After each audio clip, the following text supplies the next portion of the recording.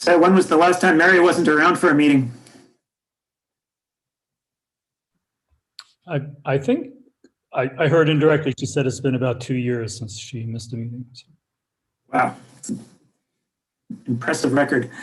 Yeah, but I think when she did, it was when she was in Washington lobbying for more funds. So I don't know if it was really an off the hook sort of thing. Good excuse. She learned that from being a teacher. You're not absent when you're a teacher because it's so hellish to go back. So you just go, no matter what. That's a good point. That seems like the correct observation.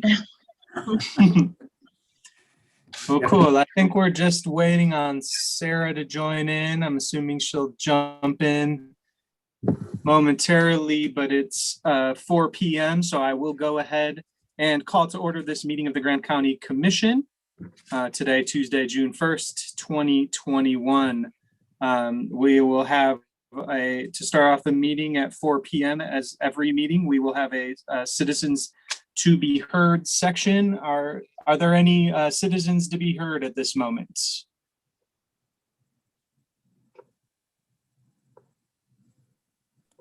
You can unmute and jump on in. I'm not sure if Mallory sees anyone, but I see one. Okay.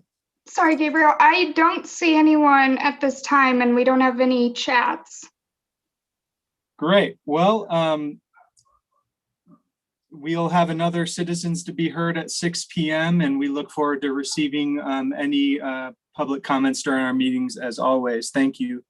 We'll go ahead and jump forward to approval of minutes for May 18th, 2021. Are there any suggested edits or issues that anyone had, or do I have a motion? I'll move to approve the minutes of the Grant County Commission regular meeting on May 18th, 2021. Second. All right, motion. Commissioner Hadler with a motion to approve the minutes, seconded by Commissioner Clapper. And I'll call for a vote. All in favor? Any opposed? All right, the motion passes unanimously. I realize that I didn't announce everyone in attendance at the meeting, so that might clarify some things. So I'll go ahead and say that, especially because Mary's not in attendance. At this meeting today, at the regular meeting for the Grant County Commission, present are Commissioners Wojtek, Clapper, Hedin, Walker, Hadler, and Commissioner Stock actually is still not yet present, so we'll wait on her momentarily. Members of the, let's see, other elected officials.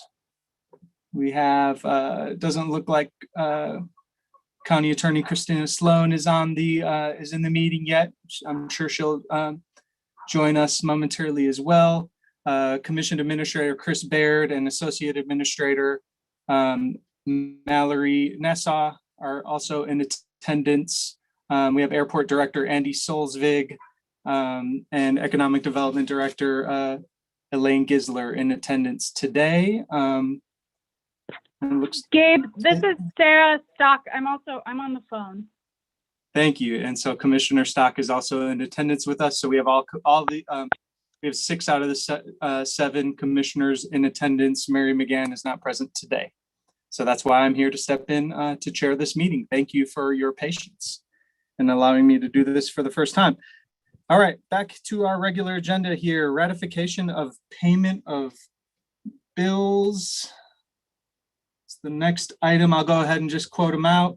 Grant County bills to be approved for June 1, 2021. Total bills in the amount of $625,820.36. Total payroll in the amount of $251,528.01. Total bills and payroll in the amount of $877,348.37. Do I have a motion?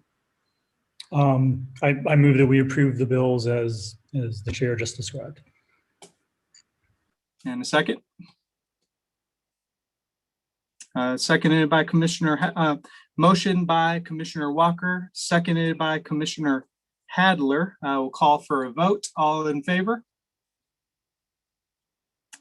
And Aye. thank you, Commissioner Stock. None opposed. Motion passes unanimously. Next up is commission member disclosures. Are there any commissioners that have a disclosure to make specific to this meeting or otherwise? Yes, I have Commissioner a- Hadler. I disclosed that I am under the employee of Moab Cyclery as a consultant.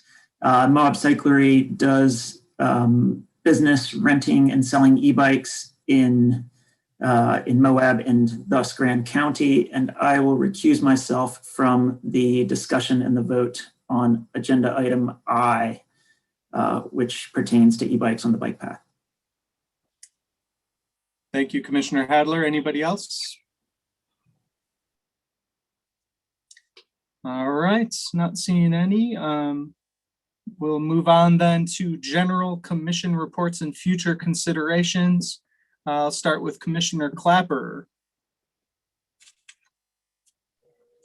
Sure. The end of the month is always kind of quiet for me, so no regular scheduled meetings. But I did have a brief, nice kind of meet and greet with Kathryn Hansen from the extension at USU. I believe we're going to hear from them later, and that some other commissioners were able to work with her on some visioning for that new position.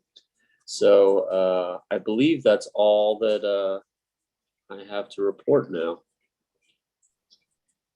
Thank you, Evan. Commissioner Hadler. I actually had quite a bit to do this period. I did a meeting with the Museum of Moab, and I'm very pleased to announce that they are open to the public. Today is the first day that they'll be open, and the museum looks great. It's been totally redone since the last time they were open, and I'd recommend anybody go over there and check it out. I also attended a rec special service district meeting on that day. Last Wednesday, I attended a Chamber of Commerce meeting where the main topic of discussion was the continuing housing shortage in town, especially making it hard to find employees for businesses. Then I attended the noise demonstration up at Sand Flats last Thursday with a couple other commissioners in the Sheriff's Department. And I also attended a Sustainable Trails committee meeting discussing new trail etiquette and kind of stay on the trail messaging that we'll be working on.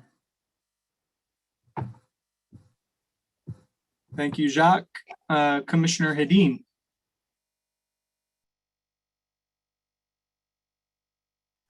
Sorry, can you hear me? Yeah. Okay, cool.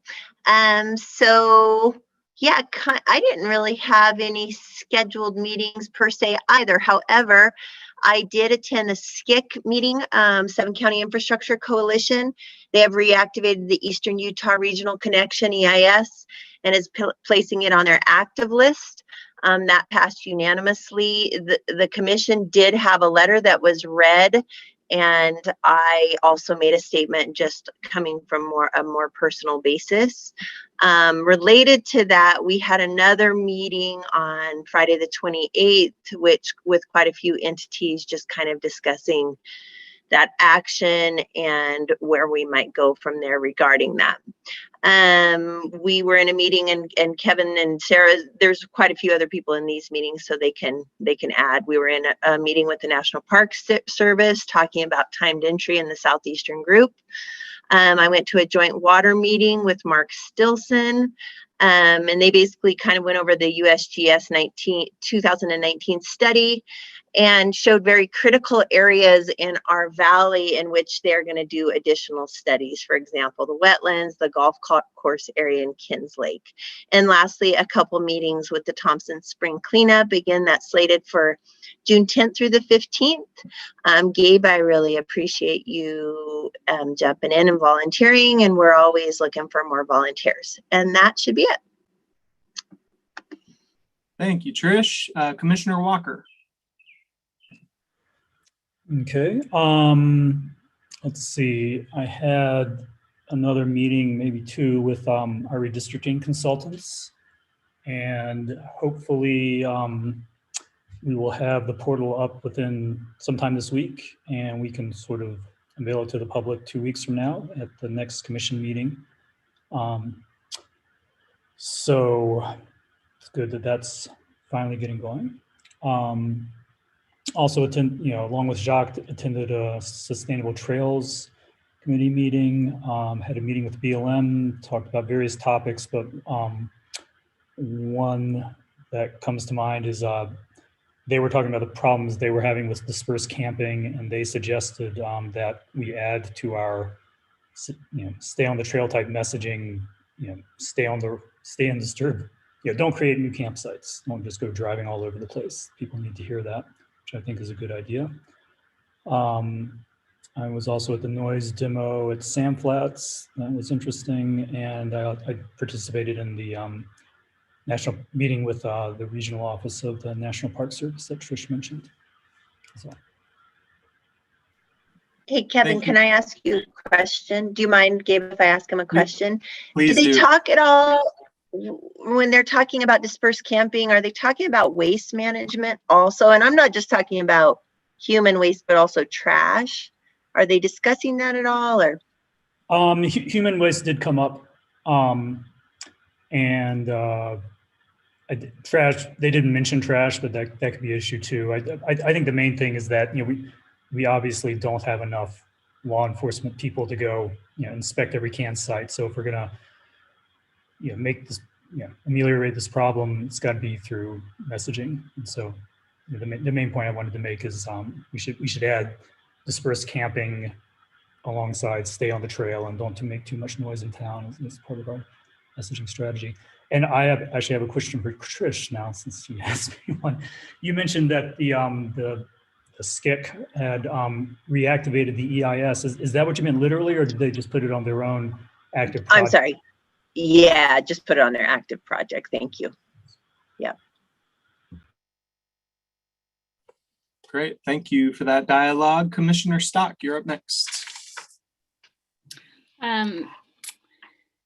Let's see. Thanks for your patience. I was dealing with some internet issues, but now I'm on board. And I did a lot these past 2 weeks. First, it started off with the Moab Area Regional Watershed Partnership meeting, and Arnie talked about how there's potential funding through the National Groundwater Monitoring Network for grants. And that ties into the meeting that I also attended with Trish with the Division of Water Rights, the state engineer and the regional engineer and San Juan County representatives, as well as Grand Water Sewer Special Service District.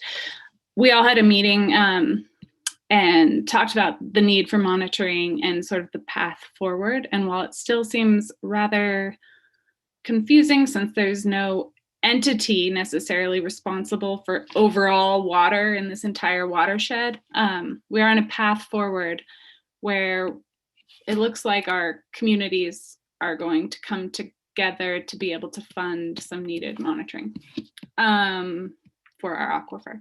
And then I also had a meeting on the side with Nicole Nielsen with the Division of Natural Resources and some other folks talking about potential stream restoration projects on the Pat Creek and Mill Creek through town to help enhance aquifer infiltration. And she sounded really excited about taking that idea and kind of moving forward. So we'll see where that goes. Then I had a meeting also with the Southeastern Utah Health Department. Ginger and Jonathan reached out to me to talk about human waste. And they got a grant for a scat machine, which is basically a fancy groover cleaner, a portable toilet cleaner. And they're looking for a place to be able to park it. And they were approaching the county about that, and also raised the idea of potential future contributions coming from the county to help with ongoing maintenance, though they said that dollar amount would be small and they would come back to us. There's also a discussion about where to create another drop in town for WAG bags, since it's come to everyone's attention that WAG bags can explode when compacted in household trash. So they approached the county about ideas where that could be hosted as well. I had a meeting with Rocky Mountain Power with Mary regarding Grand County signing up for the Blue Skies program or perhaps solar subscriber. So this would be in addition to the Community Renewable Energy Program. It would be for specific Grand County owned buildings for our Grand County meters, and it would come into effect immediately. So it'd be a way to have more renewable energy in the interim before the Community Renewable Energy Program gets up and running, because that could be multiple years from now. I also had a meeting with, I attended the 7-County Infrastructure Coalition meeting. I'm very concerned that the Book Cliffs Highway is back on board from their perspective. And that is all. Thank you, Sarah. I attended on the 25th of May, Four Corners Behavioral Health Board meeting, looking at next year's budget as well as the fiscal year 22 area plan, which is in the packet today. One of the notable things is Medicaid expansion, which is, looking forward, it's certainly going to help the bottom line, but also most importantly, increase access to services for residents, hopefully. So that's a kind of a pretty significant change in how the budget looks for this upcoming year. Four Corners Behavioral Health will rent their current so they're going to have a groundbreaking next Wednesday, June 9th at 11 a.m. for the new facility that's on Nob Hill. That's kind of back behind Wendy's or so in that neighborhood there. And in the meantime, in the 10 to 12 months that it'll take to build that facility, Four Corners will be renting out their current office, which they've successfully sold to another party, but they'll be currently occupying that until the building is done. Stay tuned for new signage over there at the new facility if you're curious about more about that project. And then also another notable thing is 85 to 90% of the staff at Four Corners is vaccinated. Southeastern Utah Health Department board meeting as well right after that on the 25th. Looked at an updated housing regulation, which is still subject to a public hearing, and I'm still in the process of renewing it. But that's just some updates to the way the health department sort of supports both people renting units and also tenants, and sort of the environmental health of dwellings in our county. So that's kind of an interesting process that I know Attorney Sloan has spent a lot of time providing feedback, and I thank her for that. Another sort of interesting tidbit from the health officers that the vaccine efforts are opening up new relationships with new entities in ways that hadn't been before, and it's sort of a sort of nice upshot to make note of in the midst of this crisis that we're still managing, that places like long-term care facilities that maybe weren't in such frequent contact or had a certain type of relationship prior to the pandemic are now sort of working in lockstep. And I think it's really encouraging to hear things like that the health department is able to use this opportunity to cultivate those relationships. And 60 volunteers in the 3-county area have been involved in the vaccine effort. So it's great. I thank all of the folks who've given time to help out. As of a week ago, last Tuesday, 58% in Grand County of those eligible received at least one dose of the vaccine. And good news for Orion, now that sort of the vaccine demand is sort of it's more hunting for folks that, to get a vaccine, and it's less of sort of managing a massive demand for it. Like we saw a few months ago, the environmental health aspect of the health department is finally doing environmental health. And I know Orion is really happy about that because they really had to have an all hands on deck approach to sort of focusing on the pandemic.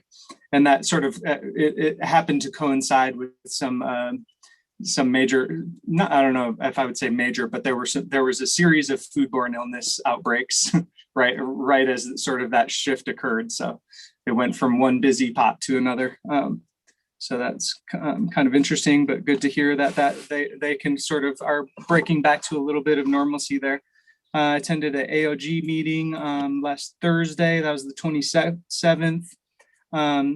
No updates yet on the 40 million that the AOG requested of ARPA funds, and SB 95 is reopened for a new round of funding through GoEd. I also met with Kathryn Hansen to talk about some visioning, and we'll meet her shortly here, I think. And then I also attended a strategic planning meeting led by the Coraggio group, focused on destination development. And I think that is all I have to report today, and that concludes the general commission reports. Are there any future considerations that need to be mentioned at this moment? If not, I'll move on to elected official reports. I realized that I also didn't make mention that Clerk Auditor Quinn Hall is also not in attendance today. And that also brings to mind a big thank you to Renee Baker for staying late tonight and taking minutes for the meeting. Thank you so much, Renee. I don't know if I see any other electeds. Christina's on. Do you want to give us an update right now, Attorney Sloan? We'll do a quick update. Tomorrow, our new Chief Deputy County Attorney start, Colleen McGee. She has 18 years with the Army, 12 years with Salt Lake County. Most recently, handling special victim cases, which is an area of law we really need a lot of help with here in Moab. We do have a lot of those cases. She's trained law enforcement. She's taught various legal classes at Havasupai College in Arizona. We feel very lucky to have grabbed her. She has moved here full time. She has found housing, so all things are good, and she is starting tomorrow. I'm very excited. I have had a lot on my plate to help fill in with the criminal docket since Matt left us, so that's very exciting. One quick thing, about 2 weeks ago, our new public lands deputy did start. And, I heard some of the discussion earlier about some of the issues you guys have been working on, including dispersed camping. The sheriff's office did hire that position from within, and Josh Stolpes was offered that position and has accepted it. So he has started about 2 weeks ago, and so we should have increased law enforcement presence on public lands. Of course, we now have 2 BLM rangers and 1 deputy. It's still not enough in terms of resource, but do know that position is now funded and hired. We also had the noise testing event, and I missed Jacques' update, so he probably talked to that. But it was quite interesting. We did get good participation. We did have to end up only focusing on 1 testing station, so we didn't get to test as many vehicles as possible. And that was, our noise expert was here in town all day. We did 3 half days of training with law enforcement with our noise expert. That's on top of a half day of training we did the week prior with the sound metering company. And between the noise expert and the sheriff, we had to reduce the number of testing stations to 1 to both maintain the validity of the testing data we are getting in terms of background noise and that type of stuff, but also to help keep, the volunteers, but also the participants safe. I will get you guys the official data when I have it from the noise expert, but generally we tested about 35 vehicles. Most of those were ATVs, a couple of Jeeps, actually numerous Jeeps, a couple of vans, and 2 motorcycles, 2 dirt bikes. The data in general, now of course, no modified machines agreed to test. This was voluntary. And the noise Our noise ordinance is designed to catch those most egregious, modified, or unmaintained vehicles. And none of those people volunteered to test. So only of the 35, technically we had 2 failures, but one was an ATV that tested above 92 dBA. The other one was unreliable data measurement. And that's because you can't have any reflective surfaces in between the mic and the muffler. And this was a modified, this was one of these rock crawlers. So they're quite specialized in the way they're built. So because of the way the carriage was built, you can't enforce the noise ordinance under any policy against vehicles like that. So anyway, it was successful. We did get a lot of data. Brett Edge, the police chief, was there, even though it was a county event. He did not have the manpower yet or the woman power to help donate folks to the effort, but the city law enforcement is going to go through the same training in late summer. I also hope that our new code compliance officer, who's starting on Thursday, will capture that training because he was not on board yet to capture ours. And then hopefully the city would do a similar noise testing event in the fall, maybe in a different location. And we did win the Creekside PUD appeal. We are still waiting on the HTHO appeal ruling from our administrative law judge. And I think that's it. Thank you, Christina. Yeah, thank you so much for the efforts on that noise testing event. And I know that's been quite an undertaking, and sounds like it was really successful, and that there might be some kinks to work out still, but that would be totally expected in such an undertaking. So thank you to everyone and to the sheriff for participating in that, and all the volunteers who helped out as well. I don't see any other elected, so we'll just move on to the Commission Administrator report. I'll give it to you, Chris. Thank you, Gabe. So I'm going to share my screen briefly, just to do a quick financial update. Okay, so this is just a year-to-date comparison with 2020 and 2019. So our economic data lags by 2 months. So at this point, we only have data through the end of March.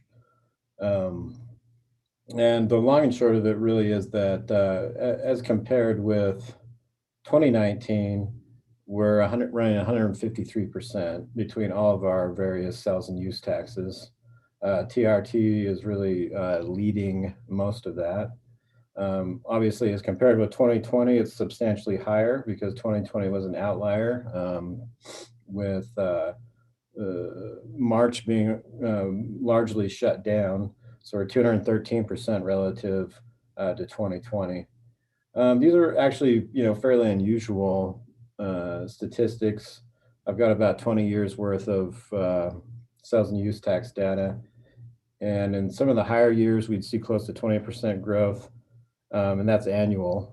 So if something like, if this type of growth persists, roughly 53% growth over 2019, it's really substantial, much more substantial than anything we've seen in the last 20 years. And this trend really started about July of 2020.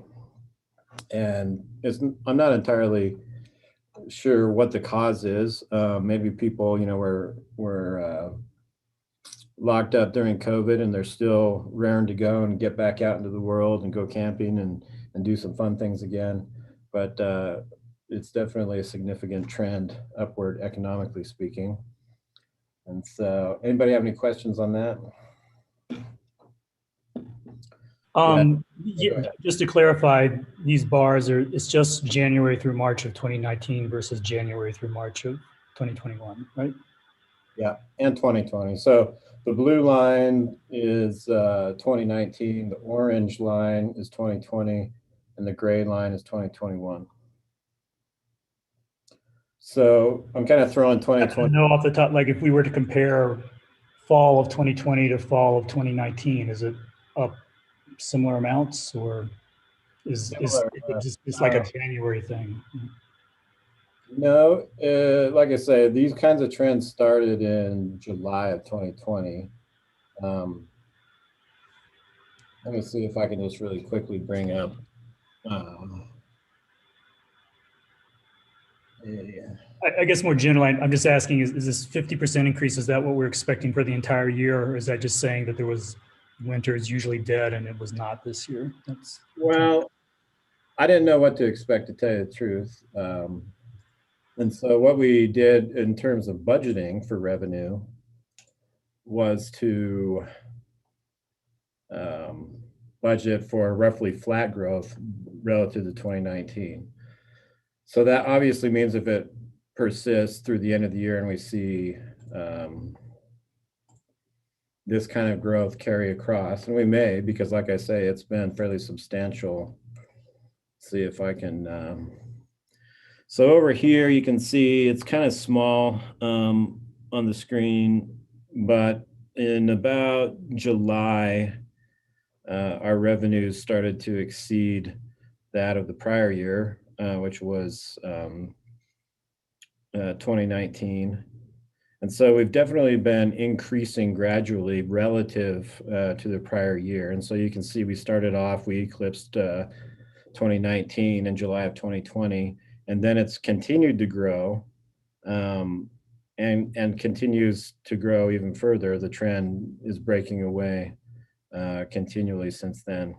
And so we're still trending upward in terms of economic growth, or at least, relative to the statistics that we have for sales and use tax collections, which is a fairly good indicator of economic activity. The only caveat being that some filers are quarterly and some are monthly. And so every 3 months you get a big bump from those quarterly filings. And so you can't necessarily carry it straight across to a month by month analysis, but it is continually trending up since July. And I'd say it's still on an upward trajectory. So there's that. Any other questions? All right. So along those lines, I had a discussion with Carly Castle of City of Moab and some UDOT folks to discuss the proposed hotspot transit match. As you recall, they gave a pitch to us to help contribute to the pilot transit study or pilot transit project in the city. And they would need roughly about $1 million to complete that study, given the hotspot funding, which is 1.5 million, as proposed anyway. And through that discussion, I did determine that there is likely some FTA money, Federal Transit Authority money, 5311 funding they call it, that may be able to offset roughly half of the local contribution. So that would cut the local contribution down to about 500,000, and then split between the city and the county. If we decided to split it 50-50, would be about 250,000 between probably the latter 2 to 3 years of the project. And so certainly something that's possible. I wouldn't necessarily recommend it to be paid if you did want to contribute out of any other funding source other than the transient room tax. And I think that because this is a programming objective and a programming function, that we could pay for it out of the tourism side of the TRT and not our mitigation side.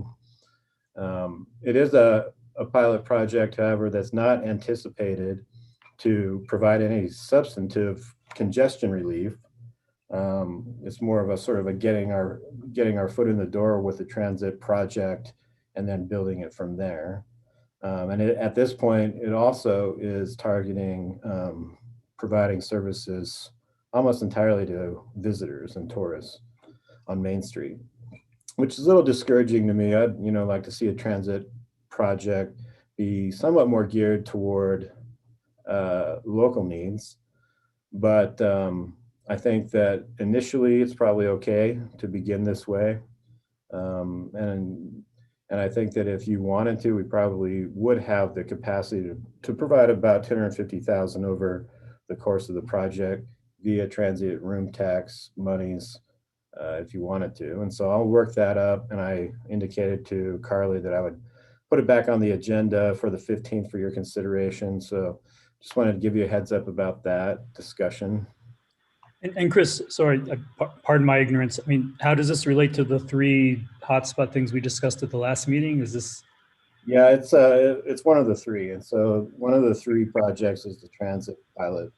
Okay. And so that's one of them.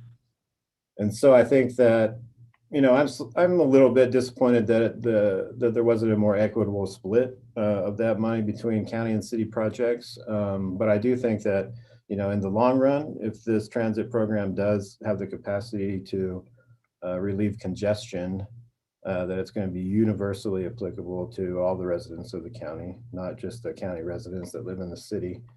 So, you know, if it pans out and we can figure out how to get funding assistance through FTA and other means, then I think it's probably a good thing to move into.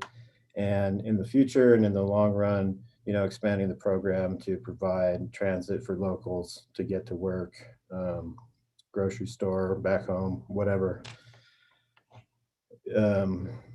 But I do have to give the caveat that nobody's expecting that this pilot project is going to be noticeable with regard to relieving congestion. It's more of just a means of getting the ball rolling.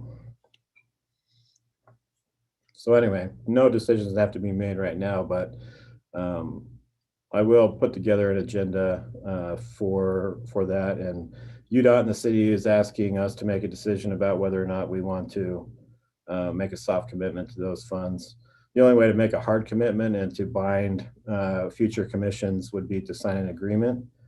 I don't think we're at that point yet. I think what they're looking for is just a resolution expressing support for funding the project at a certain level. That's my take on it anyway. But anyway, we can discuss that a bit more at the next meeting. And also, we finalized and closed the hospital's bond. If you remember, we were a conduit issuer for them. And so they successfully negotiated that. And it was fairly complicated, but it got pulled off. And I think it's going to be a great boon for the community to have that expansion project at the local hospital. So that's done. With that, I'll turn it over to Mallory. And we've got some new staff in planning and zoning who will also be up on the agenda here soon. And with that, I'll turn it over to Mallory. All right, thank you, Chris. I'll be quick. Let's see, I'm wrapping up the purchasing policy. Chris and Christina have helped me quite a bit with their review, and that's later on in the agenda. And I sent you all, and I'll share my screen with a pretty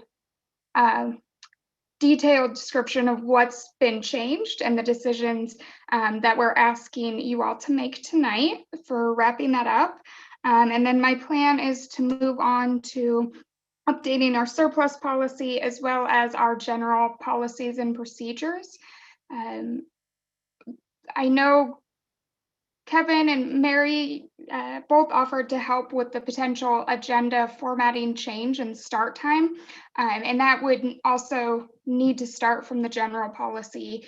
So I'm working on a red line of that. And also with the purchasing policy, that will trigger changes in that general policy. And there's a few other things just to work through, including simple things. I'm changing council to commission. So Kevin, I know Mary's not on, but perhaps you would be willing to kind of help me with that and provide your guidance and feedback similar to the 3 p.m. start change.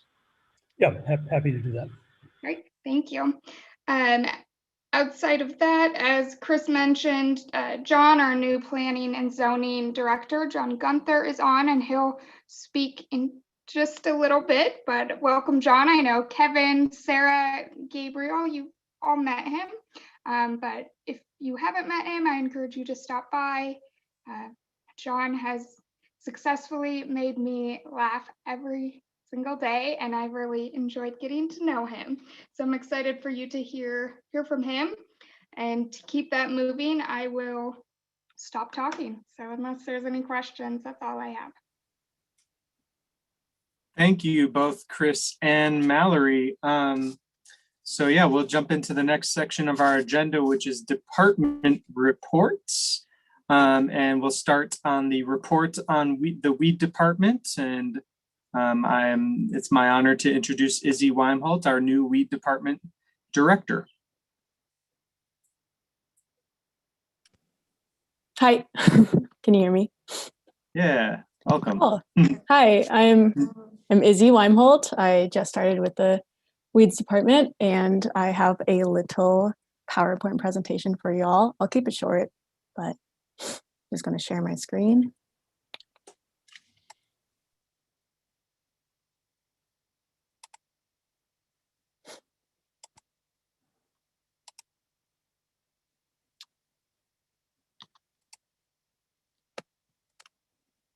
How's it looking?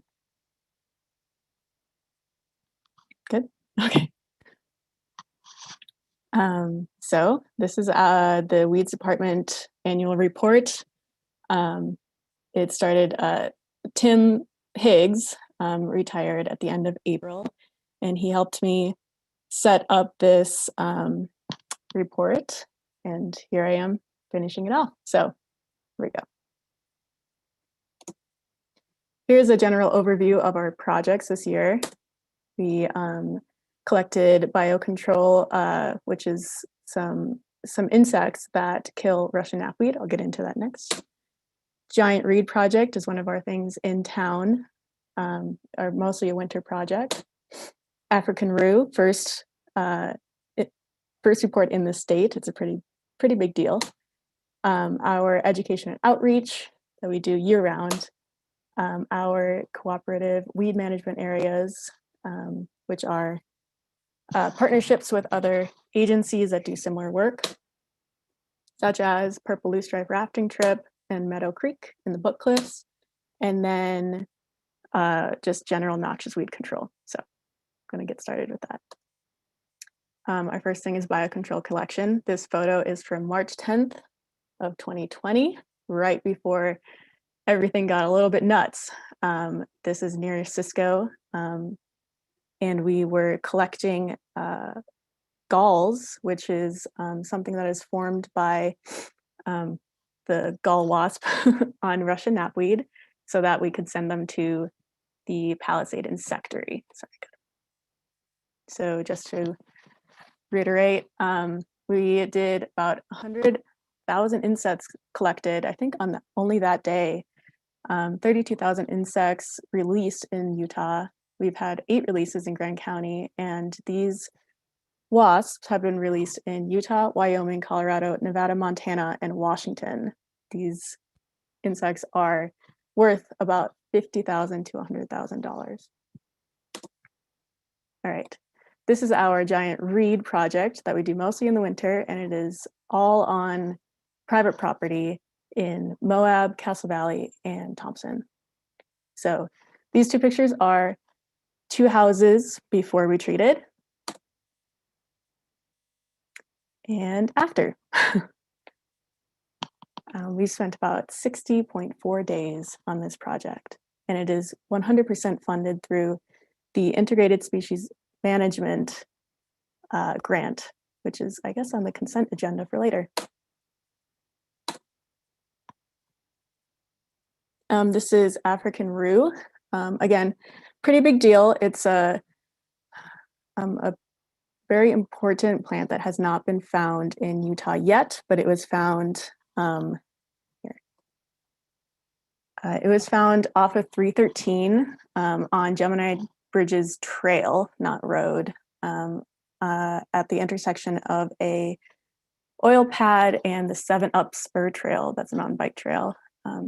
So it's got a little bit of traffic, and we're a little bit worried about it spreading farther, but last year's response was very quick, and as a result of that, the Weed Board here in town was awarded the Weed Board of the Year 2020, mostly for this project.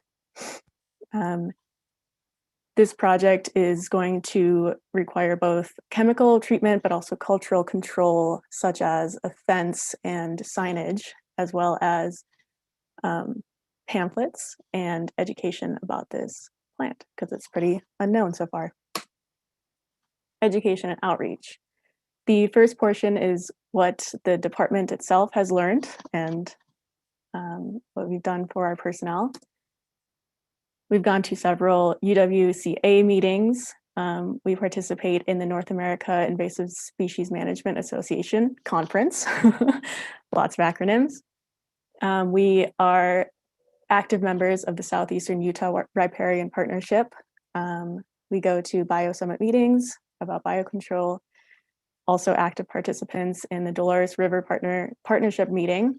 And yeah, again, our cooperative weed management areas, active participants. And just tomorrow, we are going to the Utah Weed Supervisors Association annual conference.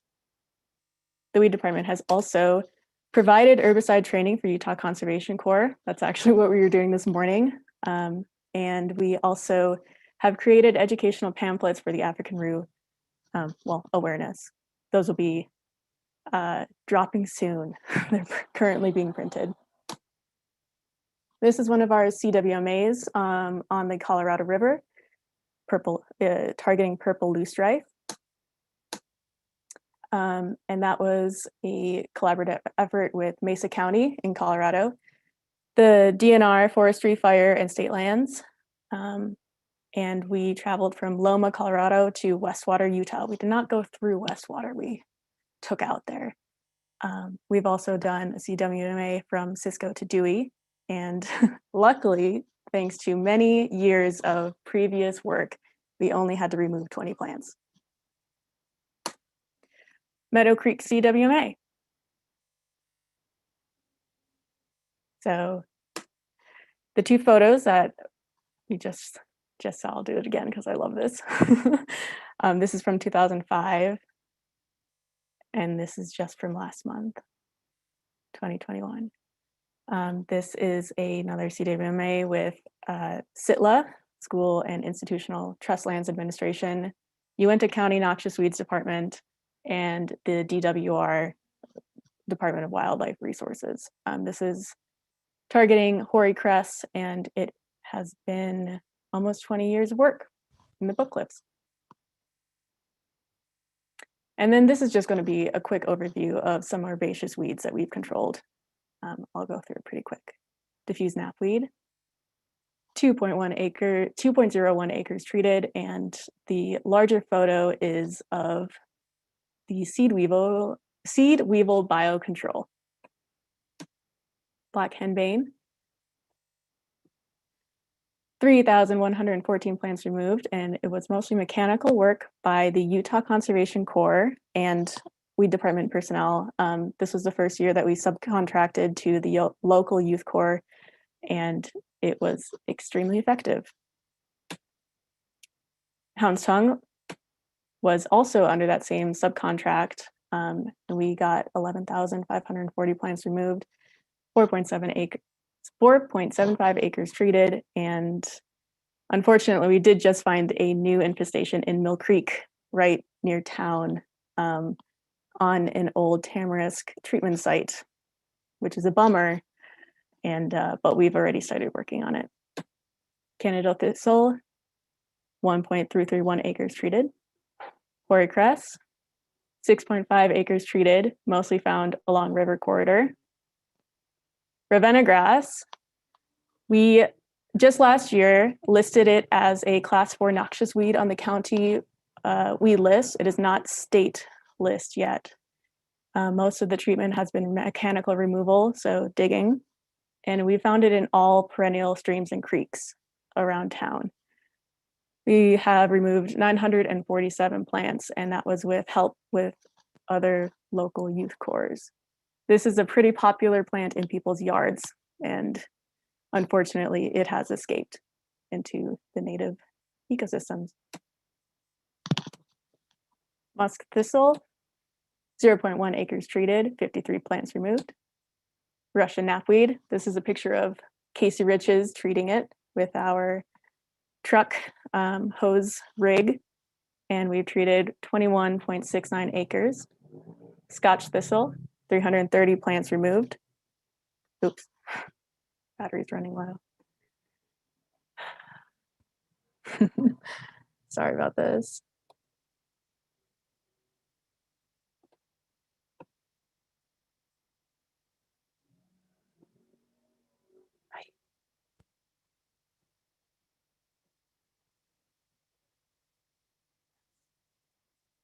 Scotch thistle. Spotted knapweed, 3.58 acres treated and 18 plants removed. Russian olive and tamarisk, 341 cut stump and frill cut treatments, and 3.22 acres basal bark treatment. Perennial pepperweed, 0.5 acres treated. And this is a chart of our comparison, our numbers of acres and plants removed throughout the years. I won't go through the whole thing, but there is a noticeable dip in productivity this year, partially because this spring was very touch and go there for a minute, as well as the summer. And that wraps it up. Do I have any questions? Any questions from any commissioners? I have one.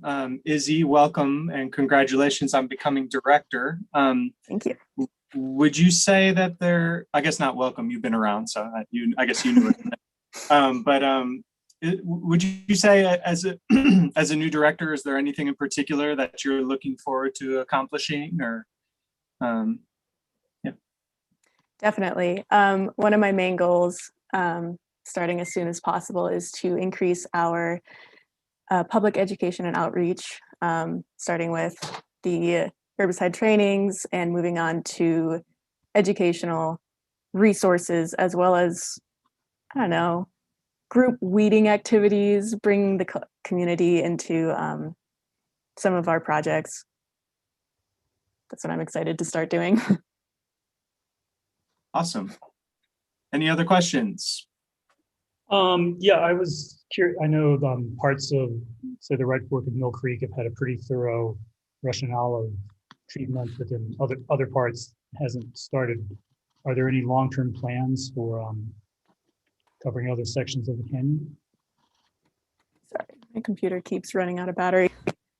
Could you repeat that last part about Mill Creek, please? There's in some sections of Mill Creek, all the Russian olive has been removed, and other basin sections, there's lots of Russian olive.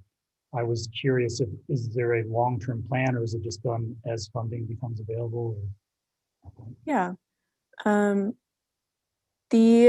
Russian olive in Mill Creek, most of these projects are funded through grants that are written by BLM personnel. So we're kind of a contracted entity for these projects, but I do know that there are long-term plans for removing eventually all Russian olive and tamarisk within the scope of what's possible through the grant funding. But okay, yeah, so it sounds like the pace of this project is determined by the BLM. a little bit, yes, yeah, and what resources are available to them. Most of that work is done by youth corps. Grand County Weeds Department does assist, but we're not the main go-to people for that. Mm-hmm. Any other cues? All right, not seeing any. Well, thank you so much, Izzy, and thank you for your service to the residents of Grand County. That was a great presentation, and we look forward to seeing you next time. All right, thanks so much. Mm-hmm. Bye. And you might want to stop sharing a screen. Oh. Yeah, I'm trying to figure that out. I apologize. Oh, where did everything go?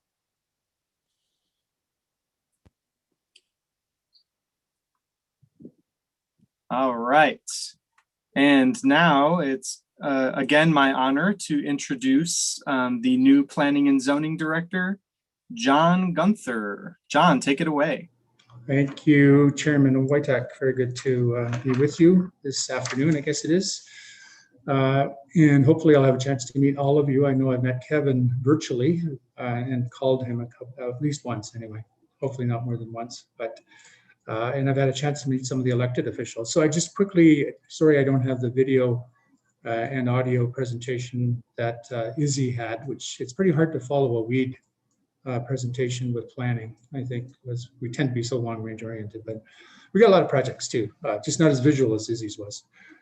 So first of all, I'd like to say to the commission, with Chris's support, obviously, is to get a 30, 60, 90-day report to you by the June 15th commission meeting, and outline a couple of steps, obviously, for your feedback, and think through how this process, comprehensive planning process, could work, as well as managing projects, of course, which is always a hot button issue for most commissioners. You probably know the Transportation Master Plan is about to enter a phase where we'll be sending a contract to the commission as soon as we look at it. I took a look through the proposal, and it's got lots of gaps, I believe, in it. So I think it's one of those projects that's exciting. Transportation and land use, as you probably know, are connected at the hip. So you don't do good transportation planning without having a good sense of what the long-range land use plans are. I'm just going to do a quick overview of what planning really is about. Comprehensive planning, in terms of a general plan, which is considered a comprehensive plan, each one of the segments and silos within the elements, and there's a lot of them, I'm just going to run through some of them here quickly, need to talk to each other. That's what comprehensive planning is about. If they exist in silos in the general plan, that means the general plan's broken. It's not working. There's no point in bringing silos or master plans together without them working together. So a transportation master plan has to work eventually with the land use plan. So that's really what a comprehensive planning process is. You probably know that already, but I thought I'd just revisit that. So I'm hoping over the next 30 days that I will interview all the major decision makers. That might be a bit ambitious. And department heads and elected officials, at least the ones that would have an impact on long-range planning, and do a gap analysis, take a look at their strategic plans. You have a strategic plan, as you probably are aware, that needs some work.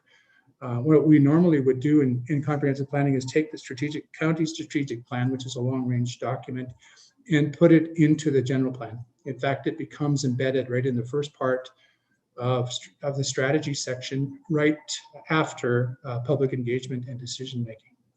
So here's some of the gaps I've kind of looked at within the general plan so far, and a lot of you will be familiar with these. The current assessment, land use updates are necessary, infrastructure and levels of service analysis, which actually takes a look at where the services are, how they're provided, how they're paid for, and what they would look like in the future.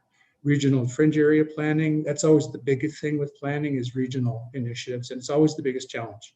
Any commission and any decision makers are always faced with the challenge of interjurisdictional planning. And then the master planning status, parks and rec and open space, public engagement, decision making, sustainability, which actually deals with all the elements of the three legs of the stool: economic, environmental, and social. A capital improvement plan with impact fees, an implementation strategy, housing and social master plan, environmental plan, economic plan. It sounds like a lot of planning, of course there is. Infrastructure, solid waste, liquid waste, water, and stormwater. Public safety, fire, police, emergency services, and crime prevention through environmental design. I don't think you have that element either in the land use code or in the general plan. An IT strategic plan, and a lot of people don't think of an IT strategic planning being part of the general plan, but it really is a question about access, and public access to documents and information is really a part of the democracy and how democracies work. And then a financial master plan as well, and there's others. So those are kind of the top ones. So it's some key takeaways: public engagement strategies and community groups outreach. One of the proposals is to go out to the community and start working with community groups and building community engagement kind of exercises, and then to eventually formalize that. Now, in some cases that doesn't work, but it's obviously introduced to the commission first in 3 phases. We've done this a number of times. The listening phase, which you basically go out to the community groups and talk to them and get their feedback. No clarification, no kind of debating, just listening. The second part's clarification. This doesn't always work the way I'm describing it, of course, but that's the goal. And then the last one is to come back. Planning is involved in the first two, and the last one is basically bringing the main department heads back on strategies and how we would move forward. The other thing I've suggested to Chris that we'd like to move ahead with, and I think we will, is an client engagement group, which will be with surveyors, developers, and builders, and monthly meetings starting the week of June the 21st. That will basically present our projects. It'll be a roundtable discussion on what's going on in the community. It tends to be a raw meeting. That is, you get a lot of feedback. Sometimes it's not as pleasant as you'd like it to be, but that's really what we're out there for, is to actually open ourselves up to public dialogue. And the land use code, alignments and gaps, those can be done. This can be done at the same time you're doing the general planning work, although usually it follows. And any other development regulations that are there. Code enforcement, tracking and reporting. We talked about that with Attorney Sloan today, and went through some approaches when Josh starts and how that's going to be we're going to tackle that. Strategic alignment and other work plans. The county strategic plan, as mentioned, would potentially fit into the general plan, because general plan and strategic plan are both 20-year horizons usually. And then the community indicators, a dashboard that people could come to and see on the website that would actually start to bring focus groups together on the things that really matter and how those are measured. Lots of good examples of that are across the country. I worked on one with Eastern Washington University in Chelan County, Washington. That one's up and live, so we could actually walk through some examples of that. And I'm sure you've got a lot of examples as well. And then project tracking and reporting, and giving you a fairly good understanding and a feel for how projects are coming in, how they're being managed, how they're being approved or not, and what stumbling blocks are in the way. So with that, Gabriel, I think I just kind of highlighted it. Sorry, I didn't have something I could present online for people to look at, and that might have been a bit of a quick overview. There's other things behind that, but I thought I would just kind of do an overview, and maybe if there's any questions. I think we'll be working with you plenty closely, and we'll have plenty of opportunities to get presentations from you. So thank you very much. Did anyone have any questions for John?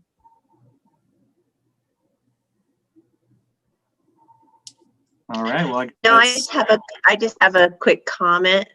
John, it seems like you're not going to have enough to do over there, so just let us know and we can feed you some more tasks.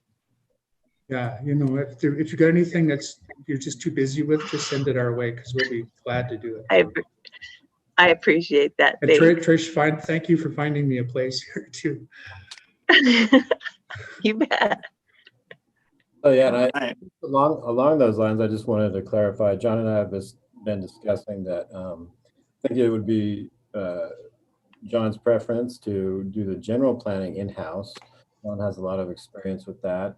And so a benefit to that is that it may, potentially free up some of the funding that we were expecting to pay a consultant for the general plan, to be available for other planning processes, public lands bill, for instance, GIS consulting, whatever we need. And so, we're trying to come up with a strategy to tackle all these big planning projects. And John's very experienced, very, very knowledgeable with all these things, and I'm very happy to have him.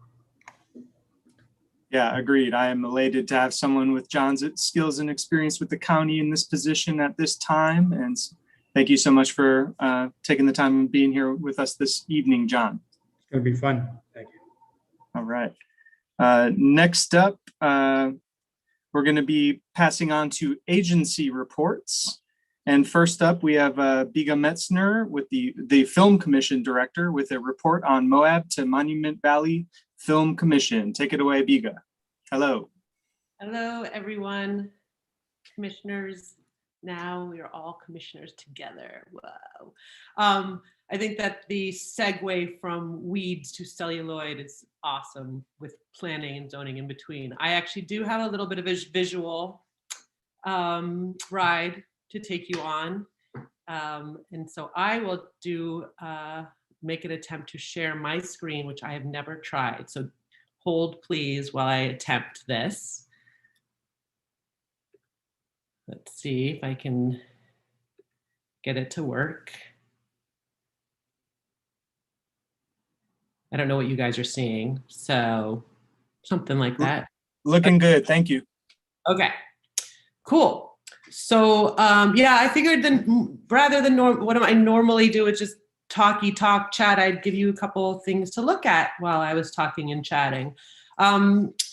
We spoke last year at one point. It was not a slow year for the Film Commission. I just, as soon as things opened back up again in May, there was still, Los Angeles was shut down, New York was shut down, people weren't traveling and from Europe. And we got a large amount of inquiries. We got a large amount of projects in town. And it was actually a pretty decent year in terms of that. We had many a car commercial. Here's one, Kia Telluride shot, their Nightfall edition in some pretty places that some of you might recognize. We had a long-term Byu TV series, which is actually on air now. They shot 2 seasons back to back last November and December. It's an outdoor family adventure with this Colin O'Brady, who's the host is a professional endurance athlete. And they shot for a number of weeks. And then just to give you some numbers, because that's what we're about here, they actually used about 1,500 room nights. They shot for 40 days. And they had about $200,000 in production spend and hired about 10 local crew for that job. So that was a big impact. This is one of the families from that Byu TV series, Survivalist, which, like I said, you can actually watch on Byu TV these days. We had another docu-series by the Discovery Network, a Highline docu-series. I don't know if you can see I don't know if you can see my arrow, but there's a little person up there. The impact of that one was 1,000 room nights, 18 days of shooting, about $500,000 in production spend, about 10 local crew hired. And that one also had a city filming permit, which I finally got in place last year for people that want to shoot within the city boundaries. They have an actual permit in place to do that. There's some of our locals pushing the line up there on some big rocks. Again, you might recognize. Chevy Silverado commercial. They had about 375 room nights, shot for 17 days, about $575,000 in production spend, and over 26 local crew were hired for that job. Bear Girls was in town. I don't have a lot of intel on the money that was spent, but they stayed at one of the hotels in city limits, rented out the ballroom for their production, and hired at least 7 locals, and were all over the place with helicopters and other things. And they also had some fun people on that job. I don't know if you recognize Rainn Wilson, from an American actor known for Dwight Schrute in The Office, was here. This woman whose name is, what is her name? Danica Patrick. She was a former professional race car driver. And then Danny Trejo, who's also an American actor and a restaurateur. He was in movies like Heat and Con Air and Desperado. Then we had a series of Chevy commercials coming back to back. The same production company shot for a number of days and then came back with another job. They did this Chevy Tahoe and Suburban, the best of. They had about 284 room nights, about $120,000 production spend, and over 12 local crew hired for that. And not all of these local crew is just minimum number. The amounts of people that they had were over 65. They also, this is just a little, view of what they did to make it look like old school. The next one that they did was a Chevy Trailblazer commercial.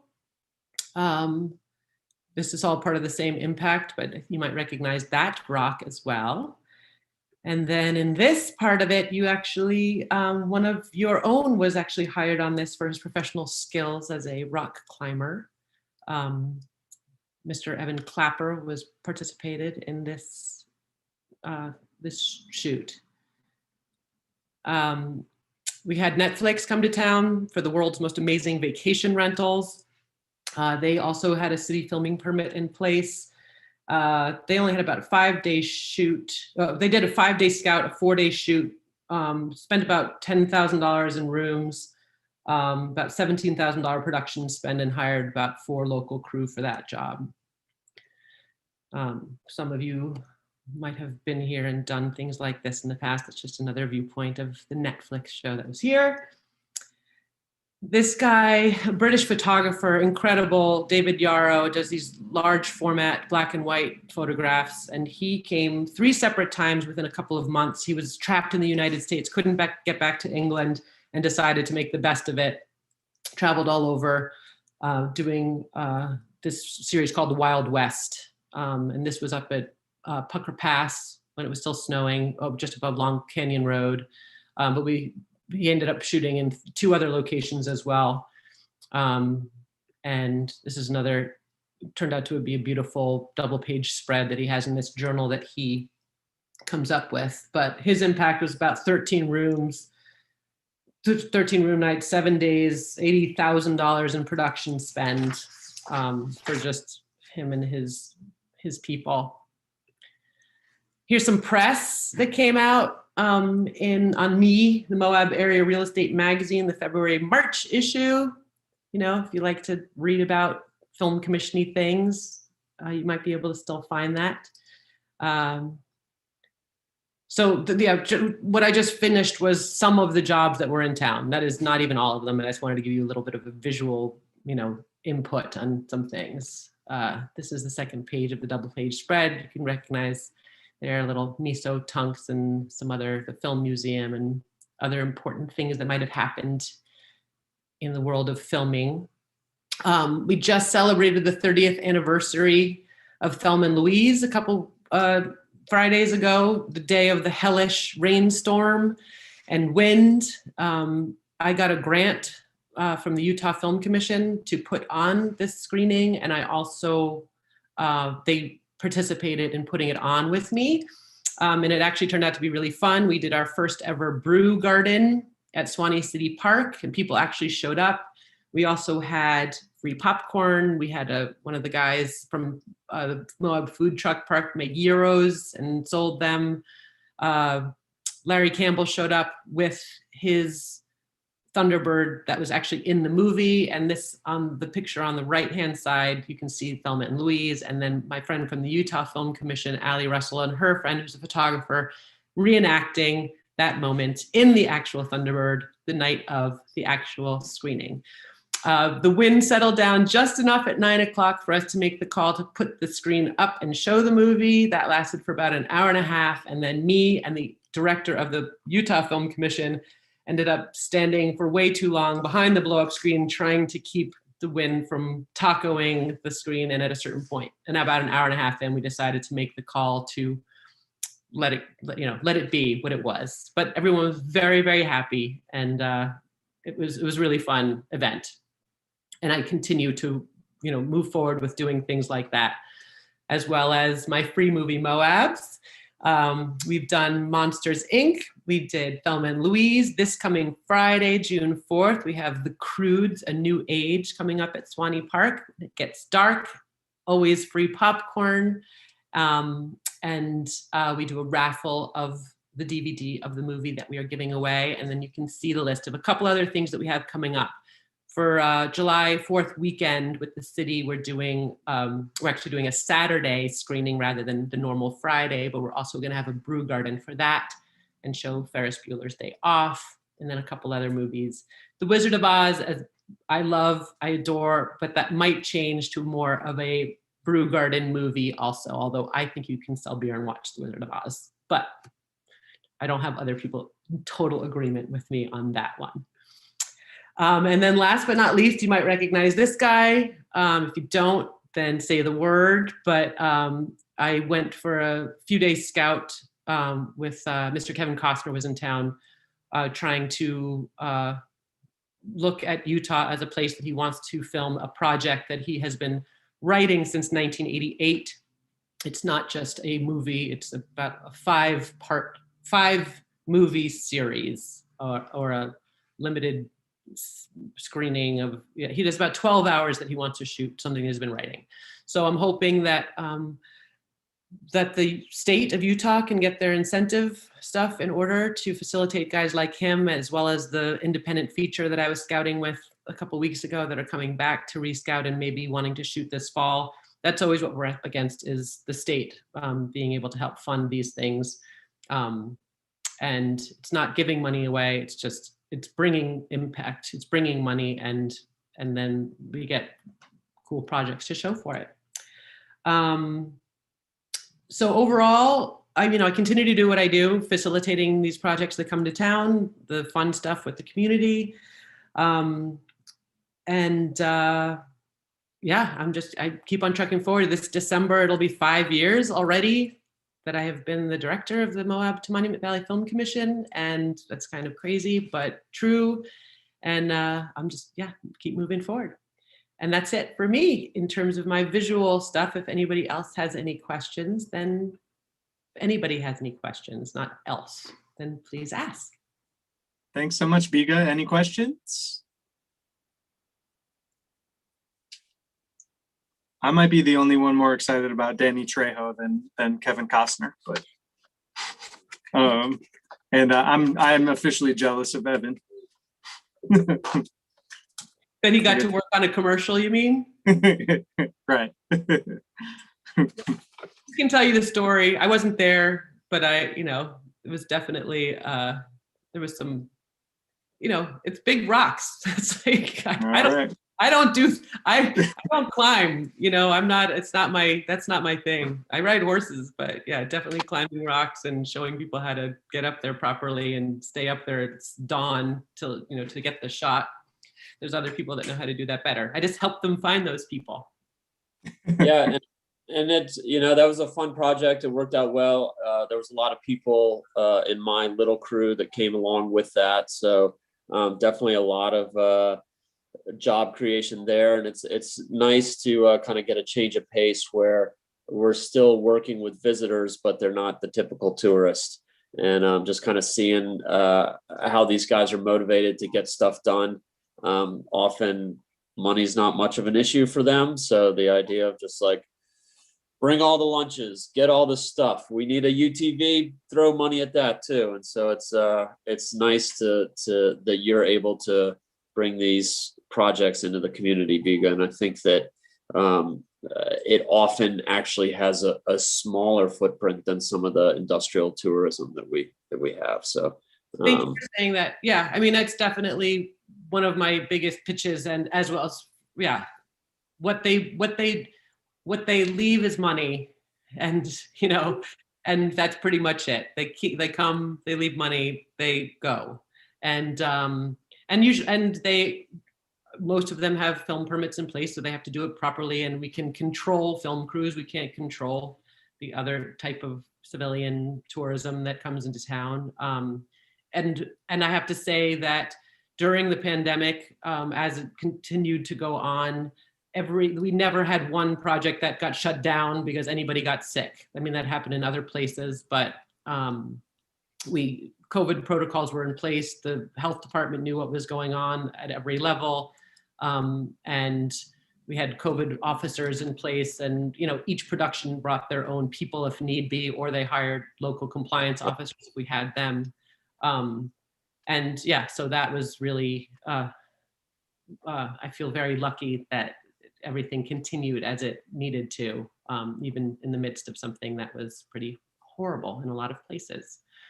And I have been working, I forgot to mention that I have been working with a handful of the local hotels as much as possible to get some of the information that I gave you guys in terms of what was spent at them production wise versus, the other stuff isn't really, it's just for my own numbers to try and, because some of the things are really hard to keep track of, but some of that data that I had mentioned, I was from 5 hotels and 1 condo, was a total of 3,326 room nights with a total revenue impact of about $769,386 for just a handful of months in 2020, and that's not even moving into 21, which has been busy too. So yeah, just gonna keep on trucking.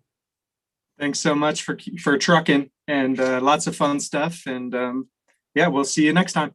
Okay, thanks so much. Be in touch. Yes. All right, next up in our agency report section, we have item E, report on Utah State University Extension new faculty. And I will welcome Andrea Walker-Bravo, Utah State University Extension Urban Director, as well as Christina Young and Kathryn Hansen. Wonderful. Thank you so much for giving us time on your agenda today. As Commissioner Wojtek mentioned, my name is Andrea Walker-Bravo. I actually recently had a title change. So I am the Director for County Operations statewide for Utah State University. So I work with all commissions and councils and electeds throughout the state to help our county extension offices connect and make sure that we are meeting the needs of our local stakeholders as well as residents and other constituents. As I'm sure many of you know, Utah State University Extension, our goal and purpose is to take the research and information that comes out of the university and spread that to our communities around the state. We're not the for-credit portion of Utah State University, so we're our non-credit community classes. We're really excited right now. Again, as you probably know, Mike Johnson, who was a longtime faculty member in Grand County, recently retired, and our administrative team was able to figure things out so that rather than just replacing one faculty member in Grand County, we've been able to hire 2 faculty members to serve the county, and that is Christina Young and Kathryn Hansen. So I will be turning it over to them in a moment to introduce themselves and share their background and their focus. But I just wanted to say from the statewide administrative team side of this, we appreciate the communication from the commission, and we hope that, it sounds like Kathryn has already met with many of you, but that you share your thoughts and the needs of Grand County with our faculty members, because that's part of their role, is really assessing the needs of the communities and creating programming and education to meet those needs, within the limitation of their expertise and their roles. But it's really important that we have those open lines of communication. So again, we appreciate all that you do. I'm going to have Christina introduce herself first, and then Kathryn. And just a note with Kathryn, as she introduces herself, we have asked her to take on the role of county director, and that is pending approval. But once all the paperwork and all of that gets finished, that should start July 1st. So she will be the main contact for all of you for Grand County USU Extension. And with that, Christina, I'll turn it over to you. Thanks so much. Hi, everyone. Thanks so much for having us here. It's great to see some of you I know and meet people who I have not gotten to meet before. I have been in Moab since 2011. I worked here at the USGS for a bunch of years, and then I went on to get a master's degree in botany and focusing on the native plants and soils that we have specifically here in Grand County. And so my research has really focused on ecology and how deserts are working. And so I'm also right now finishing up my PhD where I studied desert restoration. And so I have a lot of background in thinking about how to deal with land degradation and impacts of, anything that's kind of impacting the soils and impacting the desert is kind of how my background and things I know a lot about. So I'm really excited to work with everyone on that. I also am the founder of Science Moab, which is a science engagement nonprofit that we have here in town. And so I've really loved working with the community and being an education resource through Science Moab. And I'm just excited to expand that and be of service to the commission and to everyone who lives in Grand County as we all move forward and deal with our horticulture and natural resources, which is my title, and 4-H, which is also very exciting.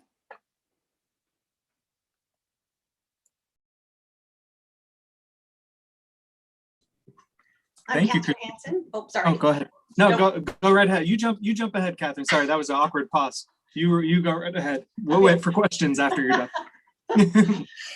I'm Kathryn Hansen. I was born and raised in Moab. I have a master's degree in recreation therapy. My husband and I lived in Idaho for about 15 years, where we had a mental health company, and also we worked with children who have autism and Asperger's and are on that entire spectrum. We moved back to Moab about a little over almost 4 years ago, and I was to do some development, and I was the 4-H coordinator, specifically hired on as 4-H coordinator a little over a year ago. And then as Andrea talked about, the home and community faculty position became open here in Moab. And so I applied for that, and here I am. And I want to thank all of you who have met with me so far. And those of you that I haven't met with yet, please be ready for a phone call or an email from me so that we can meet together one-on-one. And I am interested in bringing back the county fair, but I want to, obviously it will impact each of you as commissioners. And so I want you to be thinking about that as a potential option. So thank you. Thank you so much. Does anyone have any questions for Christina or Kathryn or Andrea? When was the last time that we had a county fair? That's a fantastic question. I know before I left Moab, which was about 20 years ago, they had a county fair. And I know that in speaking with Mike, it kind of went from the county fair to more of a 4-H youth fair. And so I'm working with the Youth Garden Project with Caitlin there, the Youth Garden Project, to coordinate efforts and bring back the county fair. Just to throw this in there, around the state, I've seen where many of our county fairs are kind of morphing back to their agricultural roots. So it's less emphasis on demolition derbies and carnivals and more emphasis on animals and plants and kind of understanding where your food comes from and the agricultural system. So I think that there's a lot of flexibility if this is something that everyone wants to explore. Kathryn, I took pigs and dairy cows fair. We might be losing you a little, Trish. For years. So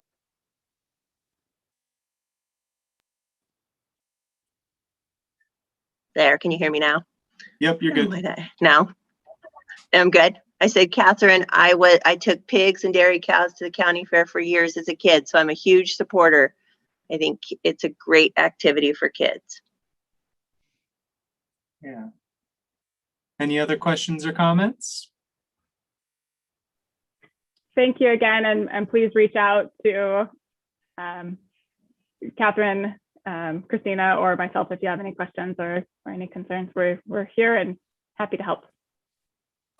Yeah, thank you so much to Christina and Kathryn for taking on this challenge, and we look forward to making use of your talents for the better of Grant County, and love hearing that you're Kathryn, that you're already collaborating with an organization in town, and that's really awesome that USU hired a couple of folks that are familiar with our community and that are ready to plug in that very way and collaborate with existing organizations. It's really encouraging to hear that. And yeah, thank you, Andrea, for and USU as a whole for making this investment in Grant County. And we look forward to continuing to work with you. All right. So there aren't any presentations on the docket here. So we're going to move right into general business. It's not time for citizens to be heard again yet. So if we get into 6, please help me not miss that second citizens to be heard at 6 o'clock. So here we are moving on to item F, That's approving Four Corners Community Behavioral Health for fiscal year 2022 area plan. And I will welcome Melissa Huntington, the new Executive Director of Four Corners Behavioral Health. But I do think that she's a familiar face for us, and I think maybe she has some folks with her that she'll introduce. Yes. Hi, Gabriel. Do you want me to put my video on? I'm not sure when I'm speaking. That would be preferable, I think. Okay. Yeah. Okay. Let's see. It said your video can't start because the host has stopped it. I don't know what that means. So. Okay. Just roll with it. Okay. Okay. Let's see. There you are. Okay. There I am. Okay. Well, thanks everybody. I'm Melissa Huntington. I'm from Four Corners. I am the new executive director, and I know Gabriel pretty well because he serves on our board for Four Corners. And so we're lucky to have him and all his wealth of knowledge that he shares from Grand County. I do have, I'm hoping that I have Kara Cunningham. She is also on the call. She is our clinical director for our agency, which consequently used to be my role before I took this role on.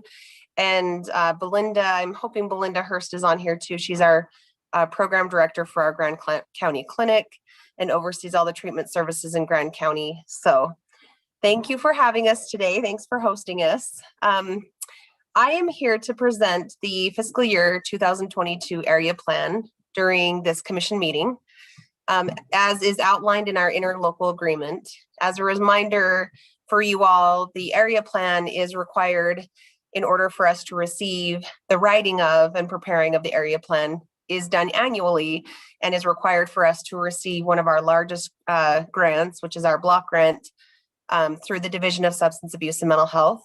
The area plan essentially outlines the plans and commitments that we make to the communities that we serve, which is Carbon, Emory, and Grand counties, regarding the services we'll provide for both mental health and substance use disorder residents needing those supports.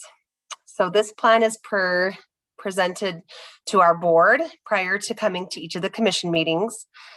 So we presented this last week to our board members, which is made up of one county commissioner from each area and several community members that serve on the board. And they have approved this area plan for FY22. And now we're here before each of the county commissioners, county commission meetings with the commissioners to get signatures from you all and answer any questions you might have. And you should have received the attachment prior to this meeting. It's an extensively long document, so I apologize in advance. But if it makes you feel any better, it has been well vetted by all of our board members prior to you all getting it. So.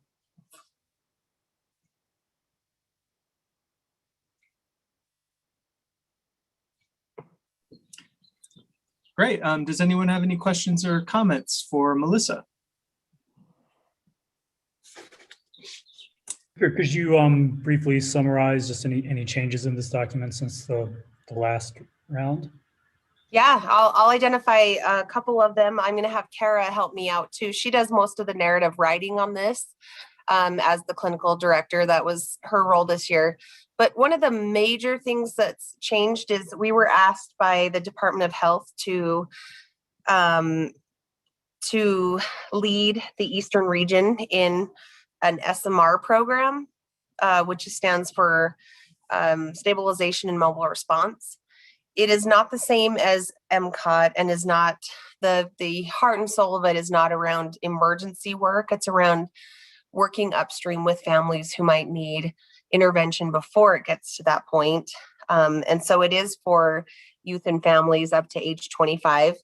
And as I said, we were asked to kind of facilitate that for the Eastern region. So in addition to overseeing the program in our three areas, we also were asked to oversee the funding and the development of these programs in Northeast Counseling and San Juan Counseling as well. So large geographic area for sure, but those counties will be providing the services. We'll just be overseeing the training and making sure that the funds are being used how they were intended to, but we will be providing the services in our area. So that was one of the major changes in there that we talked a lot about last year. It was MCOT, which is the Mobile Crisis Outreach Team. And this year is primarily SMR. And Kara, can you think of any other major changes that we discussed? All three counties are now functioning to fidelity with our MCOT teams. So that was a change in the area plan this year, is that we were able to report that we are doing those programs to fidelity. And I'm trying to think. There's so many pages that it's like, oh, what did we put in there? But we're really with our substance abuse and mental health programs. It was hard with COVID to kind of, do any major changes, but even through that, we were able to sign on to the SMR grant, and then also do MCOT to fidelity at this point. Can you break down real quick MCOT for any members in this meeting, or any folks in the public that might not know what that refers to? Sure. It's the Mobile Crisis Outreach Team. Basically what that means is that it's something that Four Corners has really always been doing. But we were able to now add a case manager, or peer support person that can go out and really support the client where they're at. So we get called out on a crisis call. It could be from community partners, it could be from the uni line, and then we respond as a pair to that crisis. And either come up with a safety plan, hospitalize. We do whatever we need to do to make sure the client is safe. Great, thank you so much. Any other questions or comments from the commission?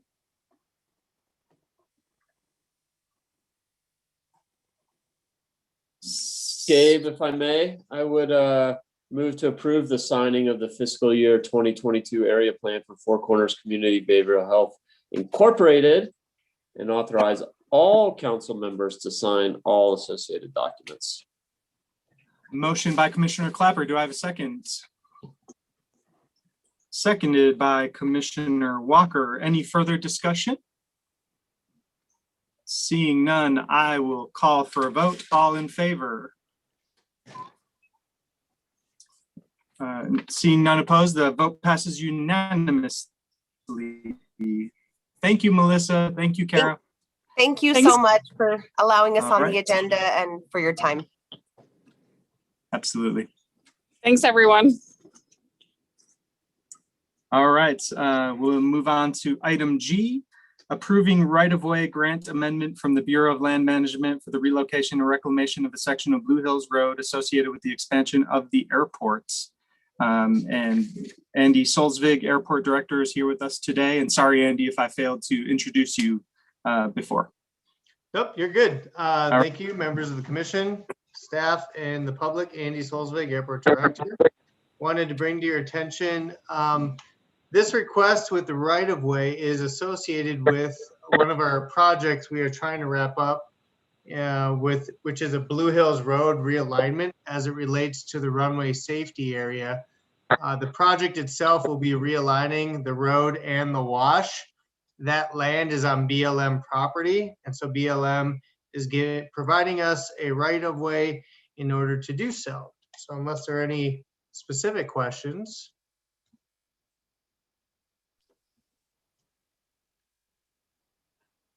Any questions out there? If not, I would entertain a motion. Andy, could you give us a quick update on the archaeological situation with the reroute? I can. We have notified the owner of the company to provide the last, I guess, invoice. We're just waiting on the last invoice, then we can get that paid, and then we can close out that portion of the project. So But that's all. Go It's ahead. been cleared, and any kind of impact has been mitigated. There was no impact, right? There's finalizing the report. We let the FAA and the other environmental folks know what the findings were months ago. So it's a matter of getting the report completed, but there are no impacts. Great. Commissioner Walker? I will move to approve the right-of-way grant amendment from the United States Department of the Interior, Bureau of Land Management for the relocation and reclamation of a section of County Road 138, Blue Hills Road. Motion by Commissioner Walker. Do I have a second? Seconded by Commissioner Hadler. Any further discussion? Seeing none, I would call for a vote. All those in favor? None opposed. None opposed. Vote passes unanimously. Thank you, Mr. Solzvig. Appreciate it. All right, moving to item H, approving relief for property tax penalties and interest for the years of 2018, 2019, and 2020 for Jerry and Bertie Ward. And here with us is Chris Kaufman, Grand County Treasurer. Thanks, Gabe. Can you hear me? Yep. Okay, great. So we have a couple taxpayers who are making a request for reduction in their taxes for 2018, 2019, and 2020.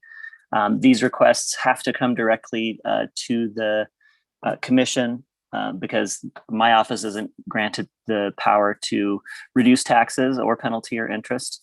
I have spoken with these folks numerous times. They did inquire about our regular tax relief and abatement programs several years ago, but their property is, as they mentioned in their agenda item, were not eligible because they were not in the applicant's name. They were in apparently one of their children's names. And in order to be eligible for the abatement, it has to be in your name. They have those properties back in their name at this point. They will be applying, or at least they plan to apply. Last time we spoke with them in 2021 for our regular relief and abatement programs. The only part that would be eligible is their home and 1 acre with their home. Their request includes additional acreage on the parcel where their home is, and it also includes another parcel that is just vacant land. And in general, we don't give abatements and reductions for land in excess of 1 acre with your primary residence. And so I have expressed concern in what kind of precedent would be set if we did abate, especially the vacant land, but also acreage in excess of 1 acre for these folks. But I'm really here just to answer questions and provide any additional information that's needed. I don't know if the wards are here or if they would like to speak to their request.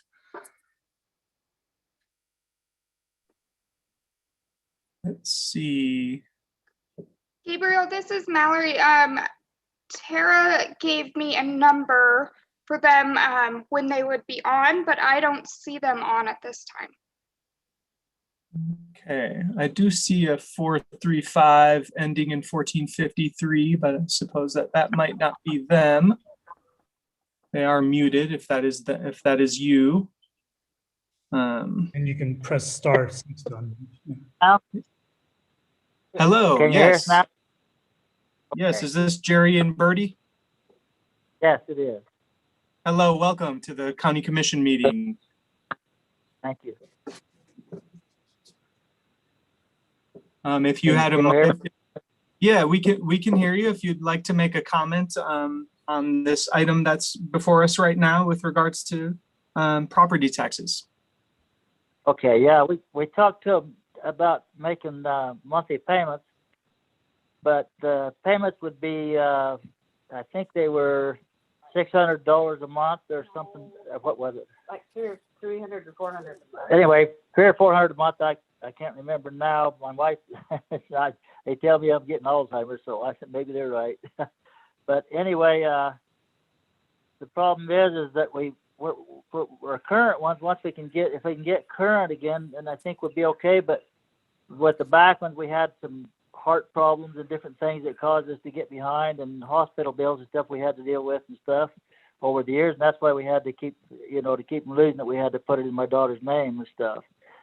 But we we do have ways to get the current ones taken care of, but we only get on our Social Security, we only get $900 a month.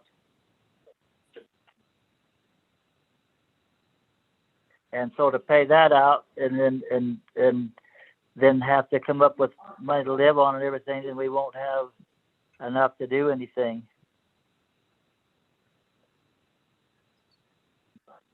Like right now, our truck's broke down, my car's down, and so we're trying to just get where we can get current. Yeah. Well, thank you for being here right now and explaining your circumstances. Do any members do any? Oh, yeah, go ahead, Trish. Yeah, I don't have questions for Jerry and Bertie. I've known them for some time. I've been neighbors on them now from both sides. And these are individuals that have been a huge part of this community for a long time. Extremely hardworking. I mean, extremely hardworking. And they have a fairly large chunk of land, but it's kept intact. One, I think it's a part, to me, I appreciate it because it provides that agricultural or open space that to me is indicative of Spanish Valley. But larger than that, that land is intact for their family. At one point, Jerry's brother lived on that land. Their sons have lived on that land. And so to me, they have spent a tremendous amount of their time taking care of their family. And so I understand Chris's concern about extending this and setting a precedent, but I think this is one of those really special times where we take care of people in this community that have worked extremely hard for this community.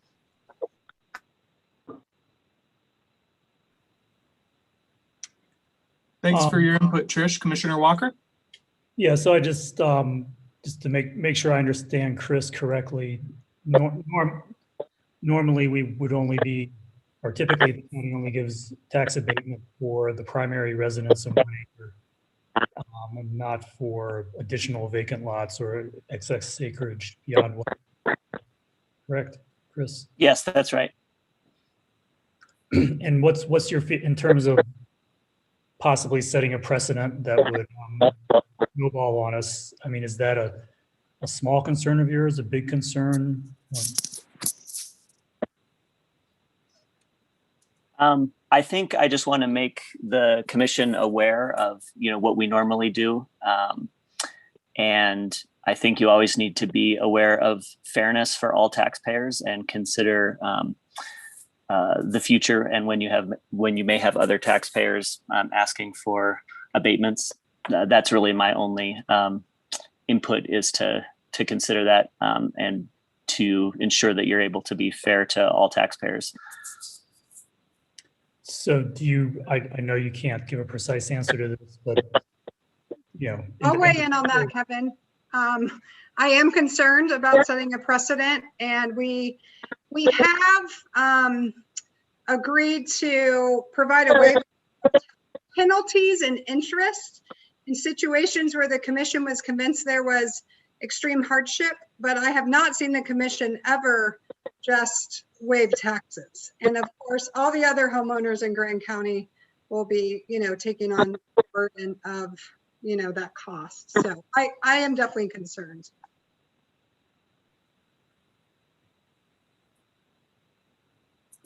Before there are any other comments, Jerry, can I ask you to press *6 on your phone, just to mute while you're not speaking?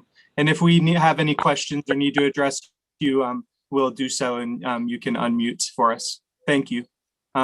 Commissioner Stock, did you have a comment? I just had a question for Chris.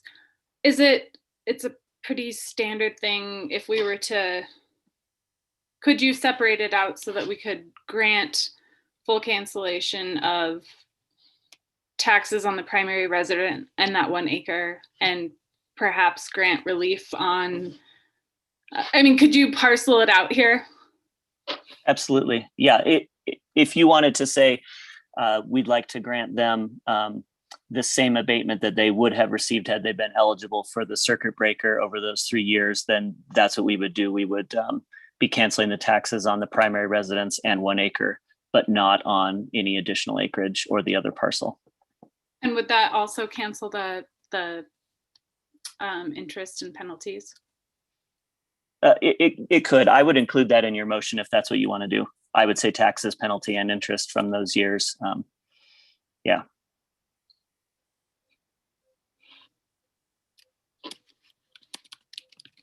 Chris, how common an event is this? I haven't been on the commission for very long, and in your time as the treasurer, is this come up very often, or is this pretty rare? It does not come up often.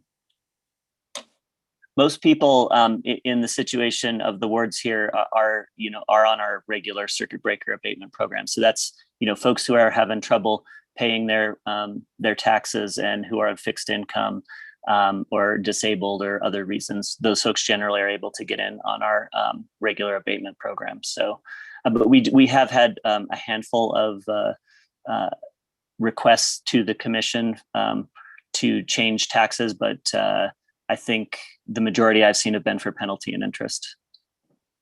Thank you. So I have a question, I guess, for either Chris or Christina. And I know it's hard to answer this precisely, but if we were to set a potentially bad precedent here, would you anticipate like one similar request a year or 10 a year? Or I mean, what's the worst case scenario here in terms of setting precedents for the future that we might not want? I'm really sorry, Kevin, I have no idea. I really couldn't put a number on that. I agree. I don't either.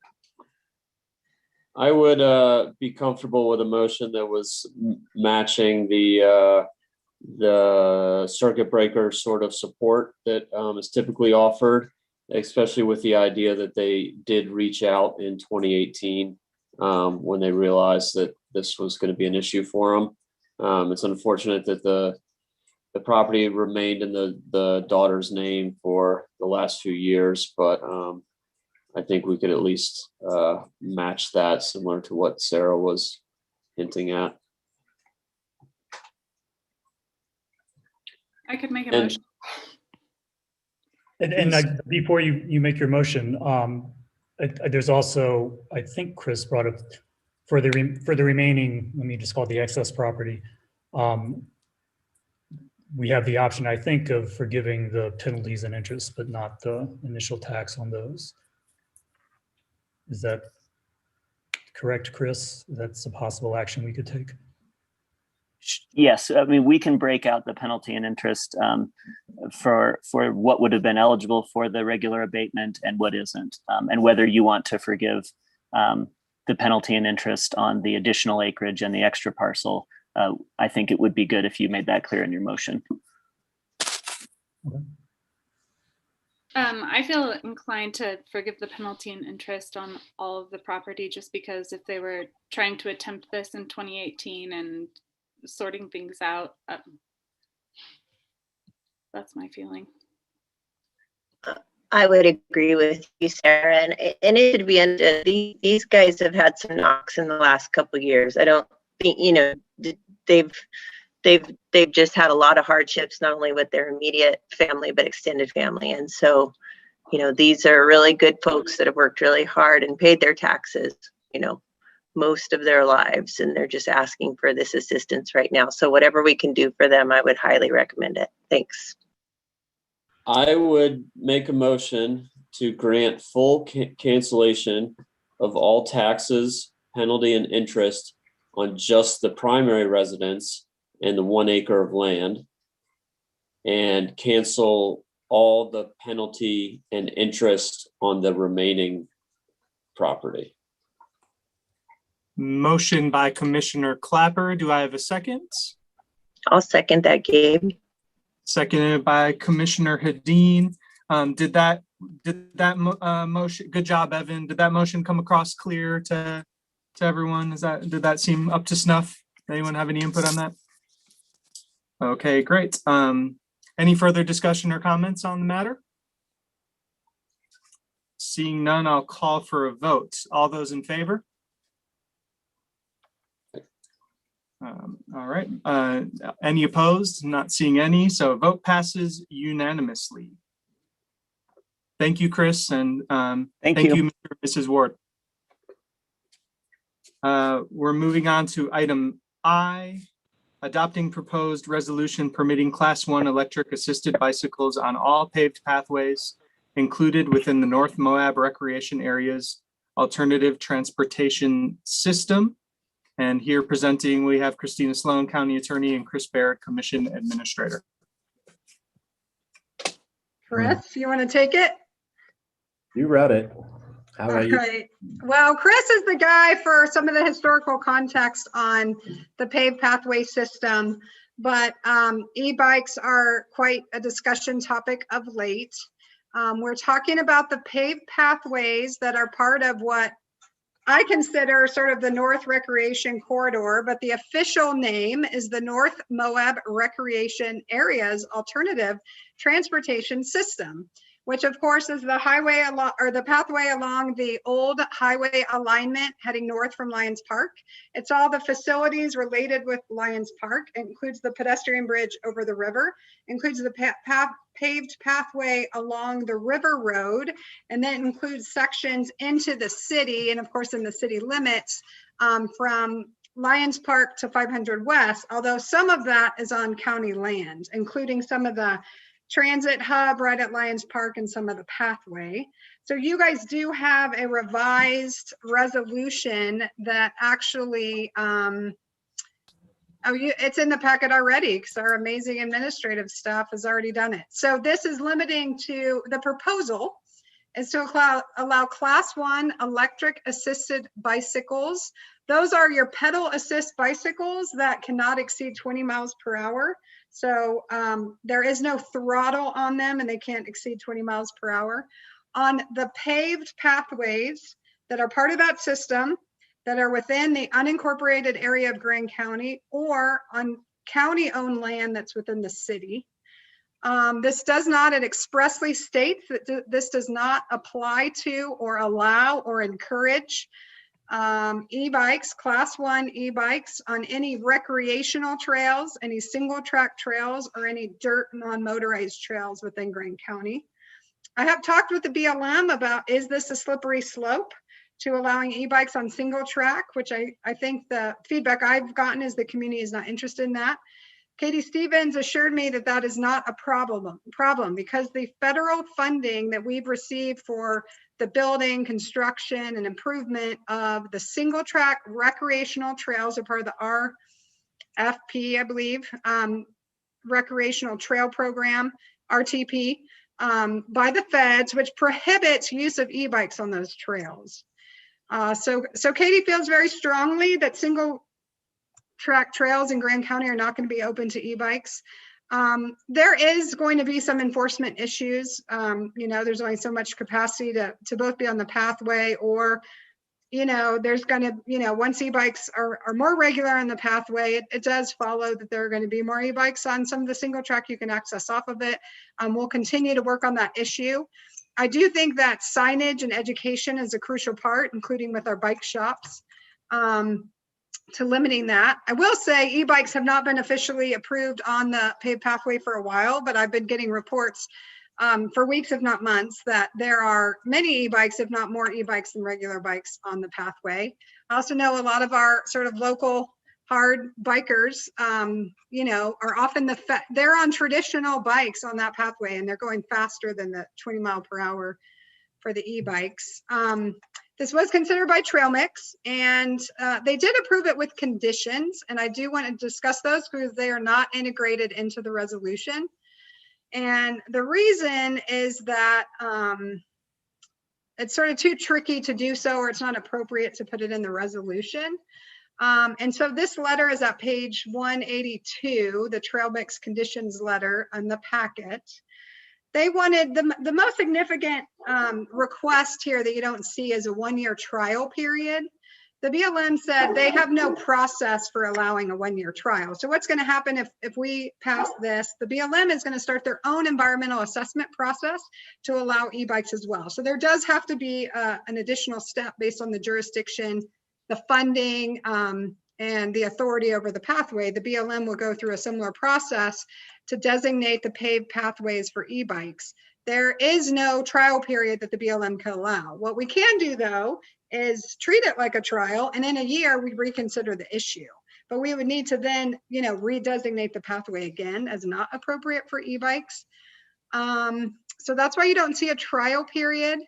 The trail mix also requested some signage and, okay, actually page 183 is the better list at the end of that section. So class 1 e-bikes only, that is what this applies to. Trial basis, I've dealt with that.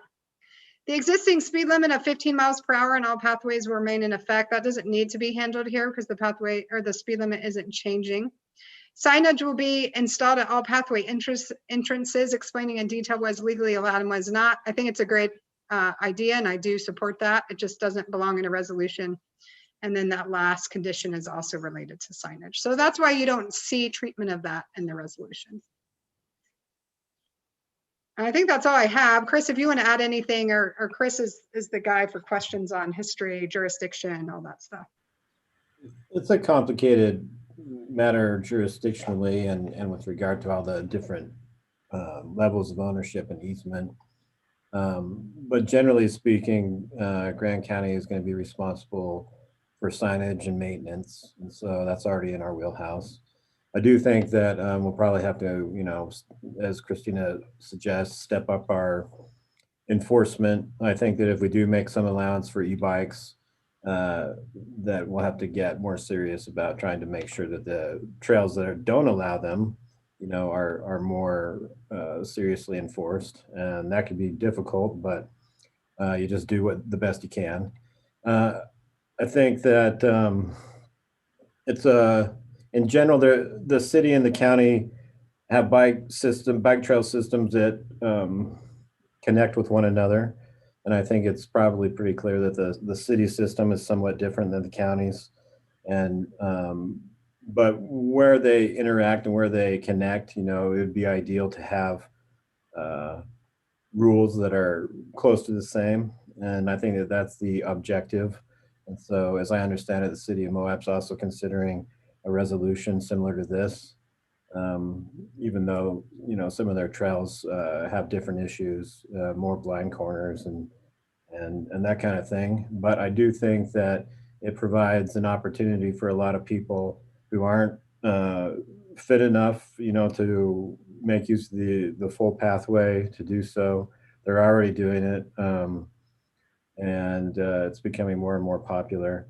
I don't necessarily advocate legalizing things just because people are already doing them, but I do think that it's reasonably harmless activity as long as it stays on the paved pathways.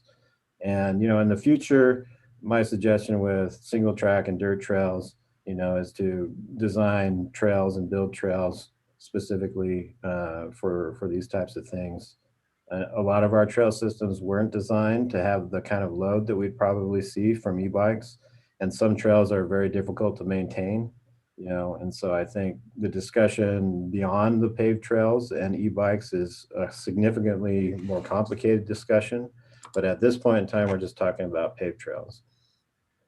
And so we do have a right-of-way that was accomplished via the federal Title V right-of-way process on a lot of the Moab Canyon Trail. And, I'm not entirely sure how the process would differ versus an easement situation like we have for the Colorado River pathway and some of the other sections. But we certainly have the ability to sign it and maintain it as we feel necessary. So I had a question about the 1-year trial period, and I think Chrissy has already answered it. I just want to make sure. Grand County by itself doesn't allow e-bikes on this trail. We're sort of giving the go-ahead to the BLM, and then it doesn't become official until the BLM also makes it rules. Or a little bit of a gray area in my mind because of the Title V right away. It's a somewhat perfected right away. at least relative to our other easements for trails.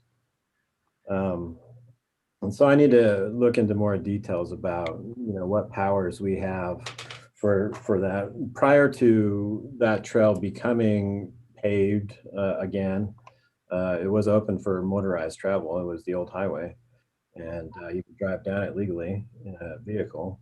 And so it was really Grand County that made the call to go non-motorized. And that was as a part of our initially prescriptive right, but then later perfected via Title V. And so I need a little more details on how that would work. But the problem is the entire pathway is not Title V right away, and the entire pathway is not perfected. And so if you were to gain local control over the entire pathway, you'd have to do a perfected right of way the whole entire way, which we don't have. And so one way or another, there's probably going to be some NEPA process involved. And ultimately a finding of no significant impact will have to probably come from perhaps, potentially the Park Service and the BLM. And so it's still a ways to go before we actually accomplish this. This is just getting the ball rolling on the concept. Okay. So the thing I was wondering about specifically was, if it was just up to Grand County, we could pass this and say it's effective for only 1 year, and we would have to affirmatively renew it at the end of that year if we thought it was working okay. But I got the strong impression from Chrissy and a much more weak impression from Chris that will be awkward because the BLM also has some role to play in this, and they don't have a way of making a decision that just lasts for a year. Well, yeah, they indicated to us that they don't do that. I don't know that it's impossible, but given the NEPA work that goes into it, they just indicated, to us that if they saw a problem, that required reopening NEPA framework for the trail, that they would go through that process. Then it'd be, a month or whatever public comments to not only open it, but shut it back down again. And so I think, we certainly can look at it as a trial period. It just wouldn't necessarily be an official type of 1 year trial period. And you're fairly familiar, Kevin, with a lot of the NEPA decisions. I don't know if you've ever heard of something like that. I haven't, but within city limits, for instance, and some of the other parts of the trail system that we know we have full control of, or the city has full control of, and something like that, I think would be more viable. Okay, but it sounds like a more informal trial period would be easier administratively. Yeah, and we don't control it anyway. We can make this suggestion to the BLM. I thought you just told me we did control it. Well, that's what I'm saying is the gray area. I don't know what our rights are for a perfected right-of-way versus an easement. Okay. And we'd have to explore what that means. Because generally speaking, for our perfected right-of-ways, we control, what can travel.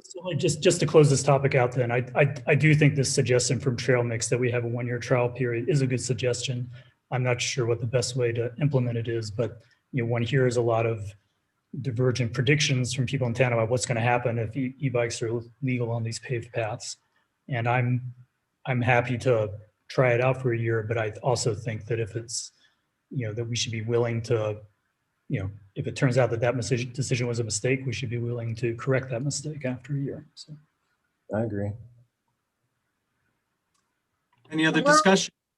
Oh, go ahead. Well, on that point, I've consulted with folks in the Roaring Fork. The Rio Grande, of course, is that really impressive trail that goes from Glenwood Springs to Aspen. They opened it up to e-bikes, I think about 2 years ago. There have been some scuttles in Aspen when, tourist season is high. But in general, it's been very successful. And then also Springdale is allowing e-bikes on their paved pathway now. And I've heard the same thing. There certainly can be user conflict when numbers are high, but in general, it's considered successful, and no one has considered undoing the e-bike allowance so far. Yeah, thanks. I really appreciate this, mainly as a move for alternative transportation. And so with the idea of connecting, all the way out to Grandstaff Campground, Goose Island, all the hotels on the north end, and giving them an option to get into the city without jumping in a car, and keeping those guys off the shoulder of the highway. It seems to make a lot of sense to me. But with us not signing a joint resolution, and is there any kind of time reason to do this before the city does it? I guess I'm really interested in that connector pathway from Moab City to Lions Park being included. So I don't know if there's any insight or other discussions that's happened around that. A joint resolution has not been discussed. I think it's a great idea. I mean, that could be another thing we pursue, I guess. Is it the next city meeting that the county commission by and large is going to be attending anyway because of the Mill Creek Coalition presentation? So we could, do an initial joint meeting just before that to consider this as a joint consideration. I've been in touch with the city attorney. She and I have been sharing resolution drafts. They are slightly different. We have been conferring along the way. Honestly, neither one of us thought of a joint resolution. So I think that's a good idea. I think I'm just, with this idea of rules changing every few miles, where you can be on the path to this boundary and then you can't be on the path, but then you can be on this other path over there, that if that connector pathway between Lions Park and the city was not on the table, then it kind of causes me some pause with the rest of it. But like I said, I do support it, and I would like to see it go that direction. And so I don't know if there's a way we could influence that, or if there was any kind of concern with not taking action on it tonight. So another possibility is we could just revise our resolution if the city does something that makes it seem incompatible. I think doing a joint resolution with the city might bog things down for us, because I think there's also just the Mill Creek pathway through town, which is I think the most controversial part for e-bikes, and it's possible that they might decide to open the connector pathway but not Mill Creek. It's one possible outcome. So, well, we could add in some contingency into the letter or the resolution that we're discussing tonight. And the city, I've seen the city's resolution as well, and it's more technical with regard to their specific regulations. And so I don't think that a joint resolution would necessarily make sense, at least the way that I've seen it drafted, because the city has some regulations that they're proposing to be amended that are specific to the municipality.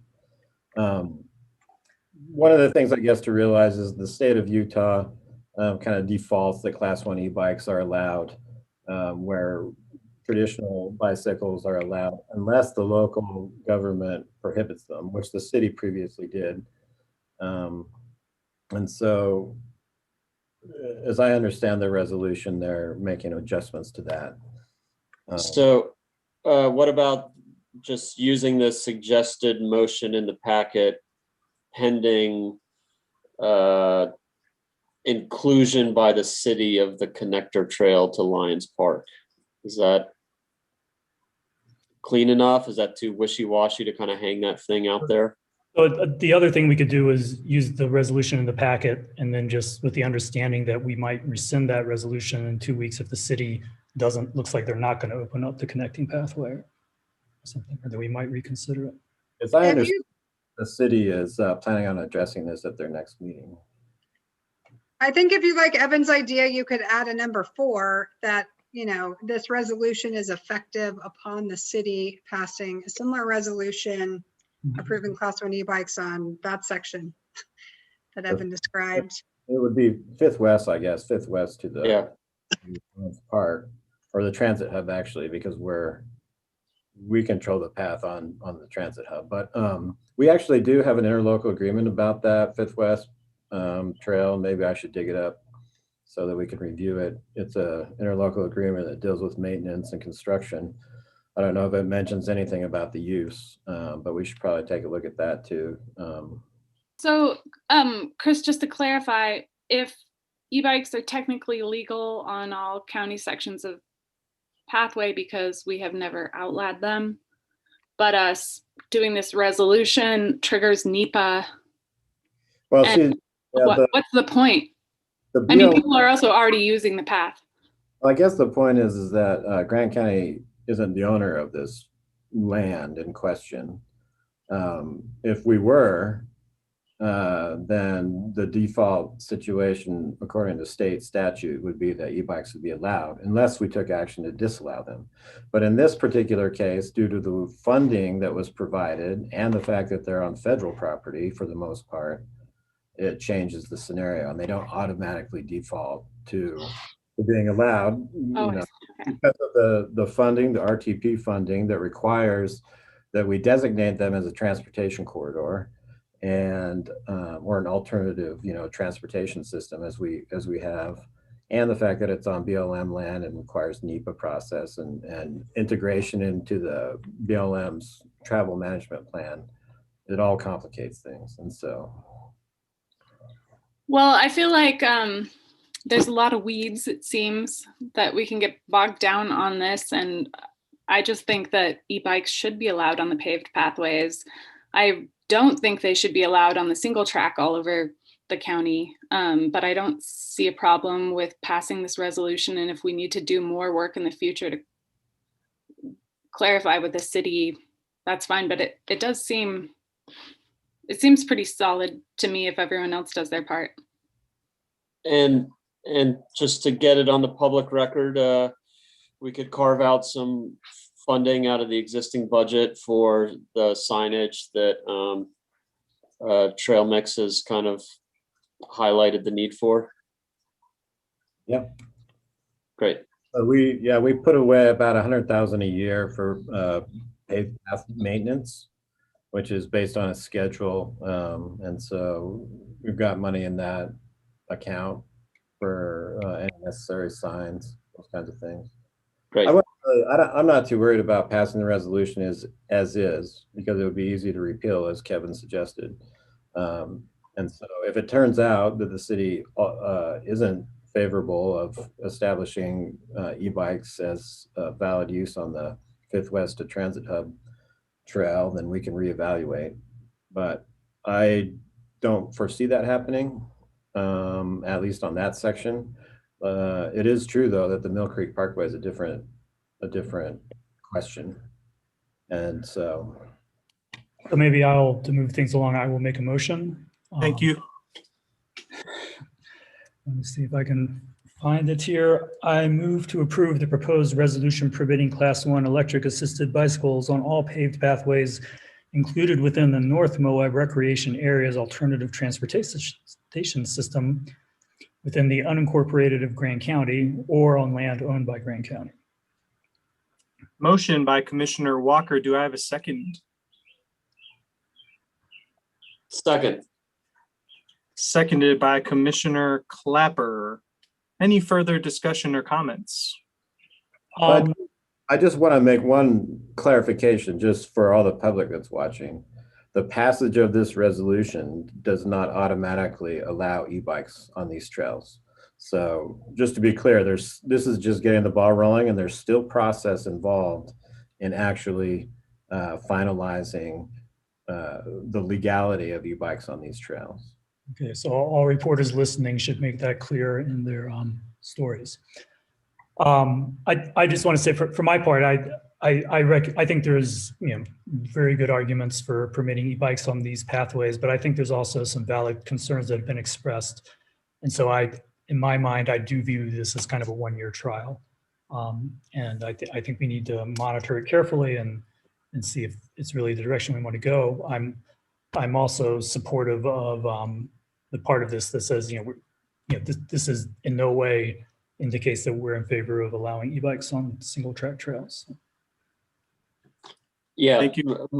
My idea is that I'm really underscoring this as a transportation alternative, and so it's got my support for that.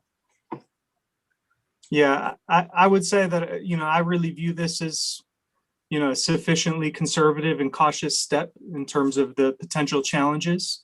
But for as much as we talk about increasing active transportation, addressing road congestion issues moving forward, I think this is a chance, for us to enable the type of county that we want to see in terms of transportation, rather than reeling away from those solutions out of fear for what could go wrong. Though many of the concerns are very valid, but that's what I would say. Any other further discussion? Seeing none, I will call for a vote. All those in favor? Let's see. Any opposed? All right, so I'm in favor. The vote passes 5 voting in favor. That's Commissioner Wojtek, Walker, Hedin, Stock, and Clapper. And then Commissioner Hadler, I guess I'm just going to announce for him that he's recused himself from the conversation and this vote. So the vote passes 5 to 0. Is that clear? Sorry, that was kind of clunky. All right. It is 6:19. My sincerest apologies to any members of the public who've logged on to give public comment for our 6 p.m. citizens to be heard. But if you're still on the line and would like to make comments, you are welcome to do so at this time. Press *6 if you're on a telephone and go ahead and present your comments.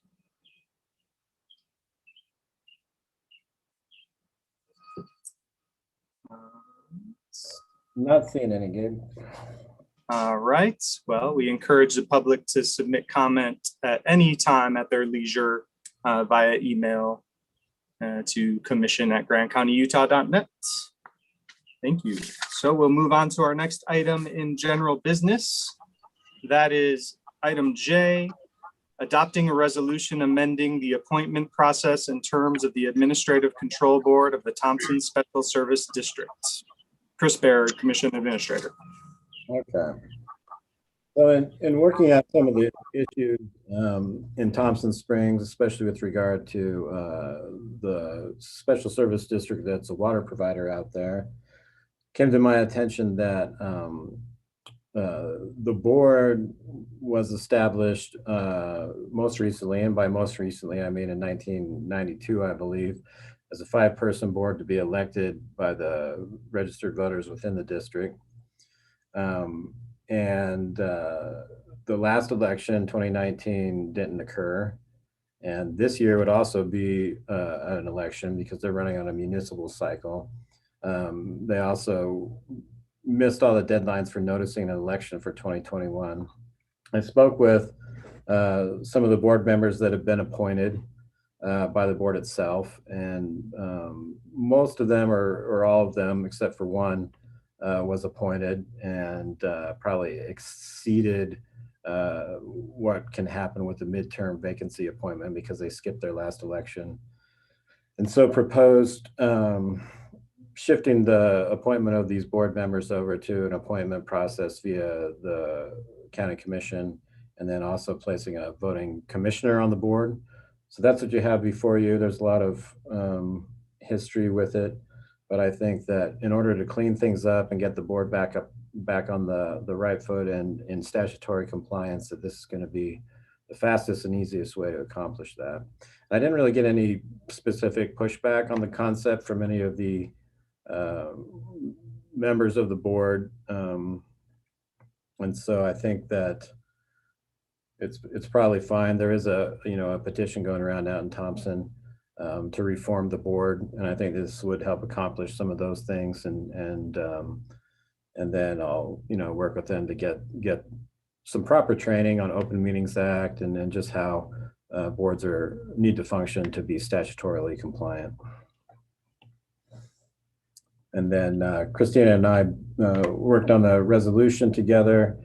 It's fairly simple with regard to the action that I just described, which is to change the board to a commission appointment, still keeping it at 5 members, with one of them being the county commissioner. I made the assumption in the motion that that would be Tricia, as she already is, the liaison, but she would, in this case, end up being a voting member of that board. And this is similar to how most of our special service districts are established. A commissioner usually has an appointment as a voting member on these boards. So this is following in line with a lot of our other service district charters. Thank you, Chris. Do any commissioners have any questions or comments?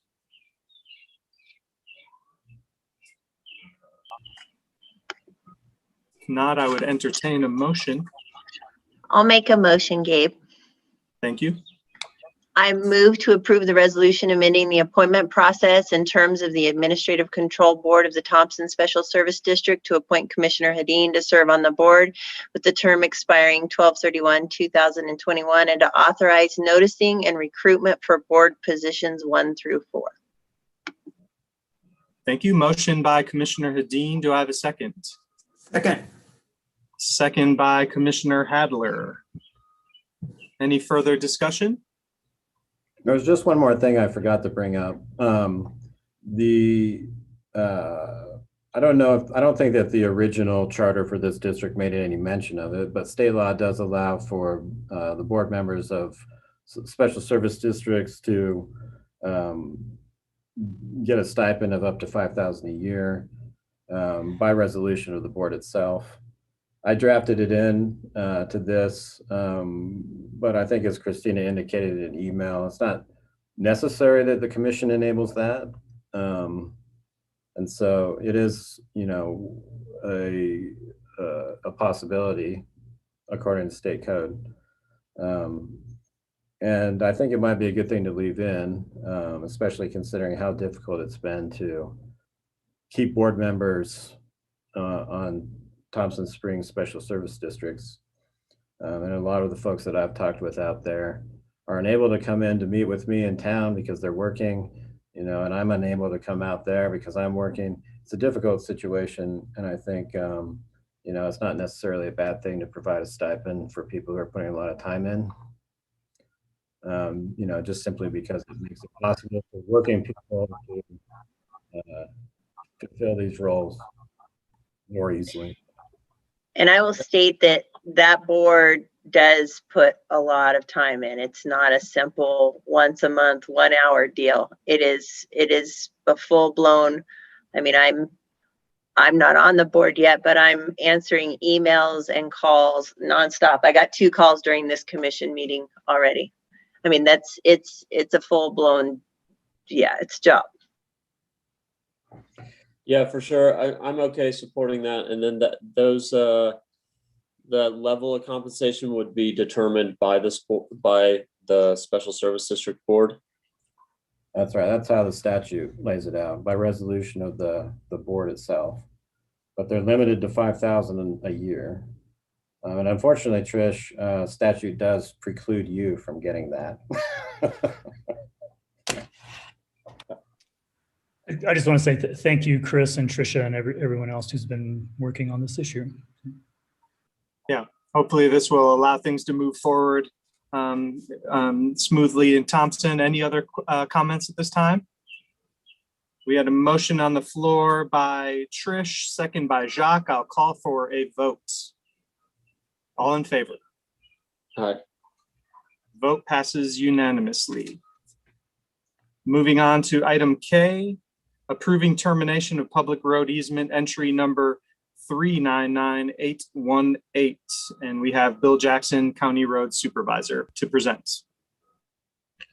Good evening, commissioners. Can you hear me? Good evening. Yes, we can. Okay, awesome. Yeah, so tonight, this is kind of cleaning up an easement that is kind of in the way of a project for San Juan County. They too have acquired some funding from the Federal Lands Access Program for their portion of the Loop Road. And of course, Central Federal Lands, which is part of the Federal Highways Administration and the Forest Service, in their due diligence, come across the fact that Grand County has an easement on approximately 5 miles of that road that's in that project. I can't tell you why we had that easement other than what it says in the document itself for construction, maintenance, and operation. I don't know what was going on back in 1983. I was in Houston, Texas, spending my weekends in Galveston, so I'm not sure. But having said that, I did ask around a little bit and really didn't get a real good answer. But what the Central Federal Lands is asking the county to do is to relinquish or terminate that right of way. And we are able to do that in the right of way documents itself, and it calls that out. So one way of doing that, and that allows the Forest Service to get that easement over to San Juan County. And it'll be a much larger easement. It'll be a total of 150-foot easement for this road project, from 75 foot from center line on both sides. That's pretty much what I have, unless you have any questions.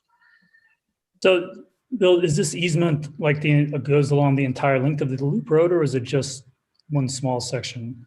Yeah, correct. So if you're familiar with the loop road and the forest boundaries, Brumley Hill, like you're headed towards Geyser Pass, you're going up, you pass Pat Creek there, Pat Creek turn off, and you're going up and you hit the first cattle guard. That's Forest Service boundary starting right there. And as you go past Geyser Pass, turn off down into Horse Creek, that next cattle guard, Forest Service boundary there. So that's about 5 miles there. That's the section of road. How does that correspond, Bill, with the maintenance we do up there? That's an agreement with San Juan County, and basically all we do is push snow on it. So I don't think that's would ever come into play. And is this the same section, or we Sure, maintain yeah. additional? Yeah, we maintain right from the county line here in the valley over to Warner Lake, which is about where the county line is. So Snow removal only. I don't have any issues with vacating this portion of the road for us. But I'm not sure this is the right legal process to do it. And Bill did send this to me back in April. I responded with some questions for him, and then I didn't hear back or see this until tonight. But I'm concerned, that what the easement says is that the grantor, the feds, can terminate with our consent. But the way I read statute, because this easement was dedicated for public purposes, I don't think you guys have the legal authority to grant this until we have a public hearing. So that's the way I read the statute. Unfortunately, Bill and I didn't get that far because I was waiting to hear back on those maintenance questions and how does that relate to what we're already doing up there, and what do you know about why they need this to be gone? I don't really get why they need it to be gone versus us signing an agreement that, we're agreeable to whatever funding they're doing, but I don't mind, I don't know why county needs the easement. Why Yeah, would I Grant agree. County even needs it? I don't have an issue with us getting rid of Yeah. it, but I just don't think this is the right legal process. Yeah, The okay. public has rights Well- to our interest in that road, so I think we need to have a public hearing, unfortunately. Yeah, that's fine. I just know they're going out for bid in October for the project to start in 2022. So it needs to be done quickly, I guess. So Christine, is your recommendation to postpone action until we figure out whether we need to have a public hearing on this? My reading's not going to change. This is one of those kind of gray areas. It doesn't quite fit into the statute, but it is clearly an easement for public use. So my recommendation is that we postpone and hold a public hearing. And then you guys, y'all could even suspend policy at the public hearing. You probably won't get comments on this. So hopefully it will be just a minor delay, but I do think we need to go through that extra step. Chris, did you have any input on this matter? No, I was just going to say what Christina just said. I mean, we can hold a public hearing in 2 weeks, and then you can dispose of the issue just by voting to suspend policy and vote on the item in that meeting. Bill, will this cause you a big headache if we jump through this extra hoop here? Absolutely not. And just to be clear, that what we're talking about is outside of Grand County, correct? Correct. Yeah. I moved Get a that bike path out of the deal. You know, I haven't seen the plans. I don't know, Evan. I wanted one on Geyser. Anyway, I digress. I move that we postpone action on this item so that we can have a public hearing in 2 weeks. Motion by Commissioner Walker for postponement. Do I have a second? Seconded by Commissioner Clapper. Any discussion, any further discussion? I expect to hear about the Galveston escapades at the public hearing. I didn't say there was any escapades. I was fishing.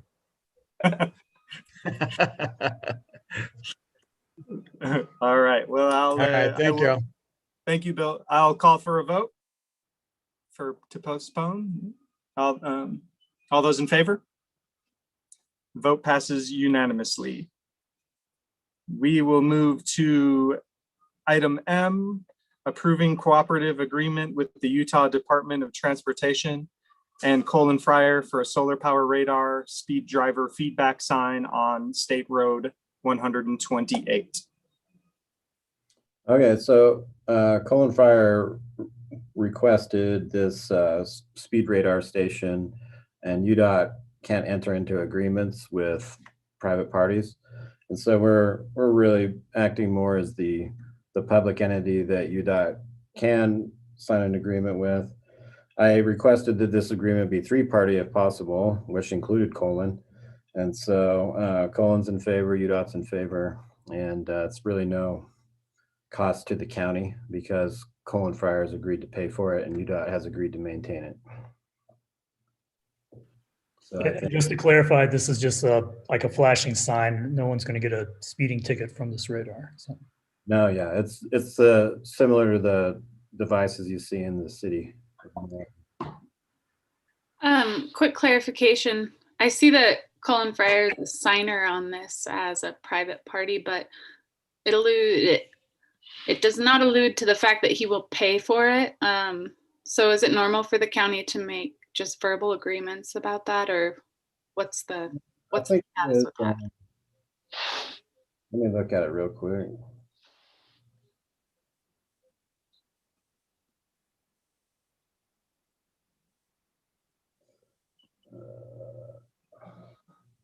This sign is requested by Colin Fryer. Mr. Fryer has agreed to reimburse the county for 100% of the cost of the sign. Oh, is that? That's in the agreement. So it's in, yeah, it's not super substantive, but I'm not worried about it. But there is that one sentence in there, which he has signed on to, that's fairly clear in black and white that Mr. Fryer will reimburse the county.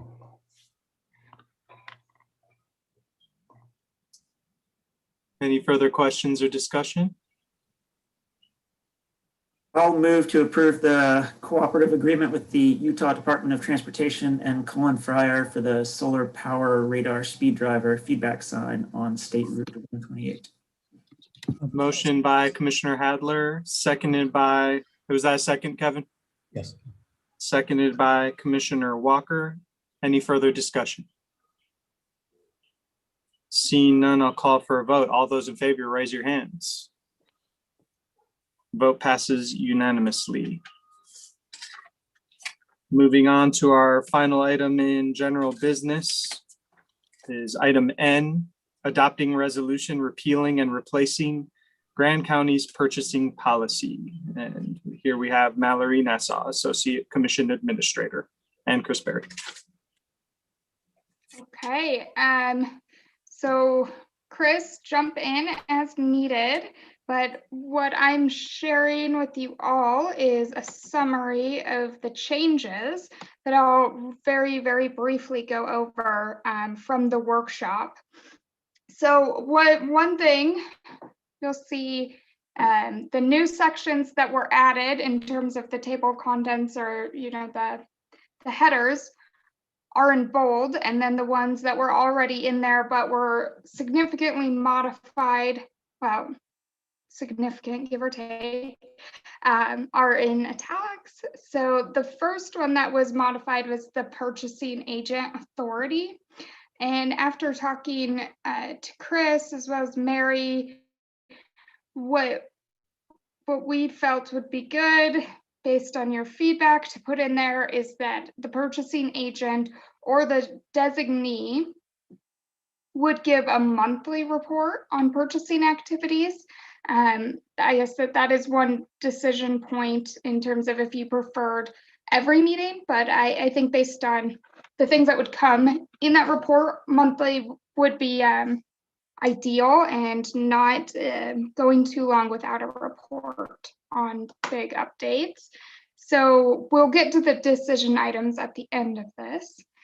But we also took the purchasing agent authority. I had proposed that be Chris up to a certain point, and then it triggered to Mary or the chair at the time. But you know, for consistency and to streamline things, we were thinking to put the chair on there would just help department heads, outside entities, anybody preparing something for the county to sign to know it's always going to be the chair. So that is a change that came in there. Also in the policy and general guidelines, we added something to better define this capital procurement list that we've talked about.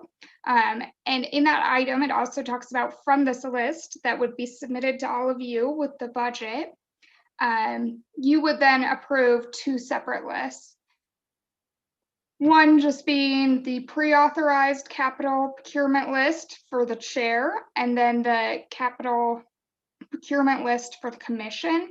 And Chris really helped flesh this out for me because I didn't realize based on our budgeting and our financial definitions, any purchase over 5,000 is automatically a capital procurement. So that was already in the plan. It was just stated differently.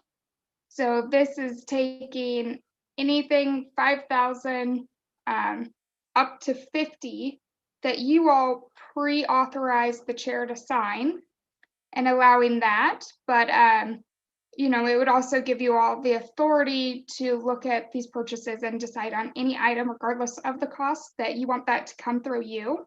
And it would also, of course, come with the ability for the chair to say, I would prefer that this go to the commission for approval, even if they have the authority, just for any items that might be controversial or of extreme importance, even if they weren't on that original commission capital procurement list. Likewise, you'll see this reflected in, in the approval authority, which is a new section that I added just to really break it out, simplify, and make it clear cut that this is who can approve versus before it was who can approve and solicitation merged together.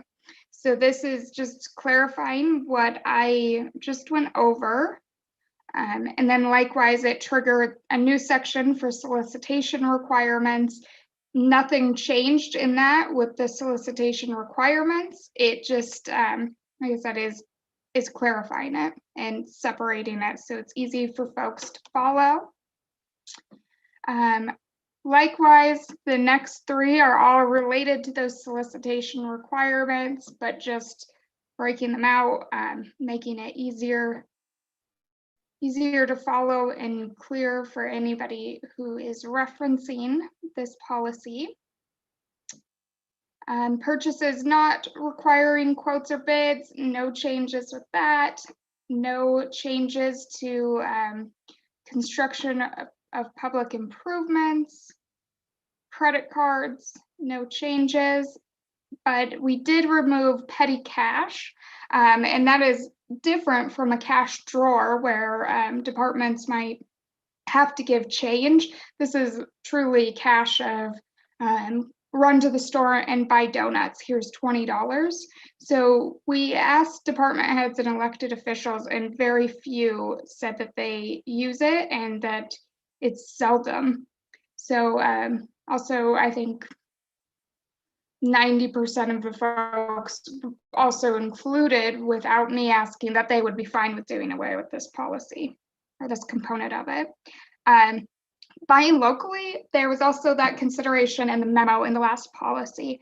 And we further explored that, and what we'd like to propose is, in a few months, when we have a chance to come back to you all and see how this policy is working and what might need to be tweaked, or added, clarified, that in that time we could look at changing it from buying locally to an added consideration, not just for buying locally, but also for female-owned and minority-owned businesses.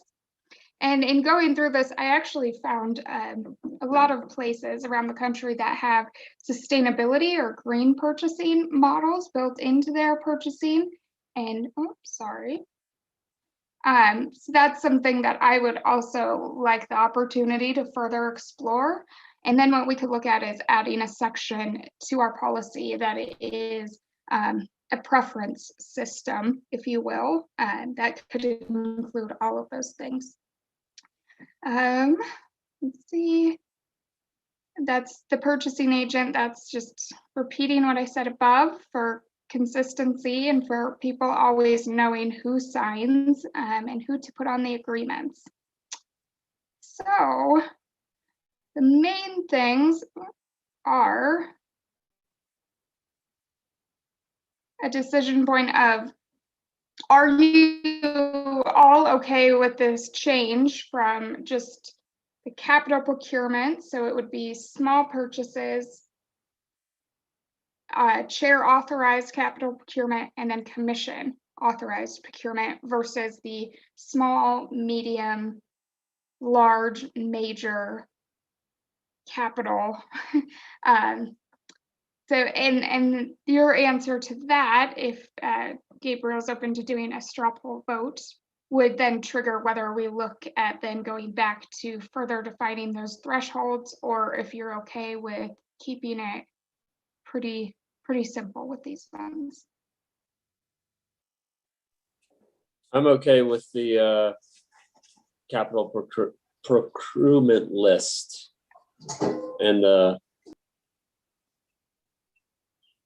is there anyone that is, I'll just put it this way. Is there anyone that has an issue with the capital procurement list or the month and this idea of a monthly reports on relevant purchasing activities? Would that report be separate from the bills, or would that just kind of be like a summary that fell in with the bills? What I would think, and Chris, feel free to chime in if you think otherwise, is that if that fell to you or to me, that it would just be a part of the commission report, or I'm sorry, the commission administrators or associate administrators reports. And that would include active solicitations, contracts, really bulk of the purchasing stuff that would come to you all anyways. I don't know, Chris, if you have more to add. Yeah.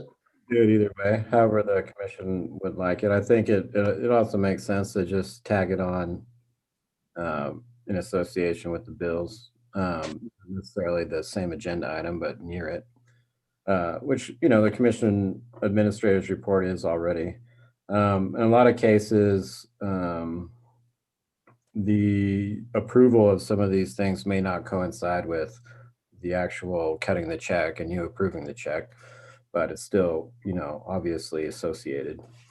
And I think, the idea of the capital procurement list gives the commission the ability to, if you wanted to create that list using monetary thresholds, you could do it or not, or you could just do it, ad hoc. In a lot of cases, though, I think the monetary value of a purchase isn't necessarily indicative of the commission's interest in approving it or not. Sometimes it might be, sometimes it might not. But, you know, having this procurement list that's pre-authorized gives the commission the latitude to build that list how they feel they should. And, you know, could be a variety of different ways. And so we will have to do that still, even with this passes, in order to make use of it, because we don't have one right now, obviously. But it'd be too difficult to come up with that list because most of the purchases that are 5,000 or more have already been compiled at the last budget session. Yeah, so the monthly report would be things that were not coming to the commission for approval. They would have been approved through the recruitment list or through the department heads, et cetera. Well, through the procurement list. So I'm not proposing that we give you a full list of everything under 5,000. Right. Okay. Things over 5,000, and so that would be, you know, things that we are going to generally consider capitalized purchases. Yeah, I'm fine with that either being part of the myself personally, kind of either being part of the bills or even a quarterly thing. I think the interest is just to kind of like get it out in the open into the public record for citizens that are really trying to follow along. No, that's no problem. And likewise, I know last time we talked about going to an online system, and then it actually is increasing transparency. So in addition to these reports, anything that we go to invitation to bid or an RFP, RFQ for would be up to date on a public site. And I believe that there is one that the state uses. So we could definitely look at what it would take to get on with them, how much that would cost. And then like other folks that use that would be live data. I think that's great. I think transparency is good. And I also don't want these reports to affect efficiency either. So with those two things in mind, I'm fine with what the purchasing agent feels is the best course in terms of frequency of reports and how they're delivered. Mallory, do you have clarity on any loose ends here then? Barring any further discussion? There's no further discussion, but I will note based on legal review, Christina would like the definitions to be moved up because they are legally binding. So I proposed a motion that would give some flexibility.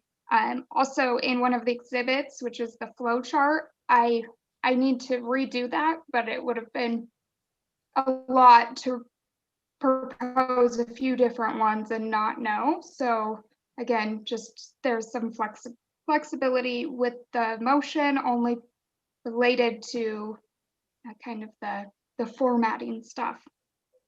That's it. Duly noted. Any other further questions or discussion that any commissioners have?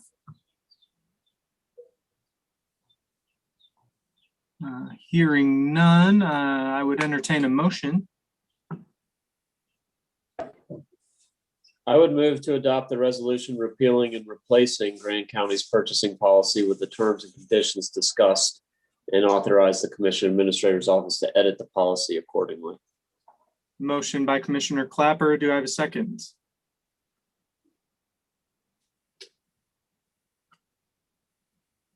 I'll second. Seconded by Commissioner Walker. Any further discussion at this time? So just for clarity, Evan, with your motion, when you said edit as discussed, what you mean is to move the definitions to be, well, Christina, where do you want the definitions? The very first thing or after purpose or where?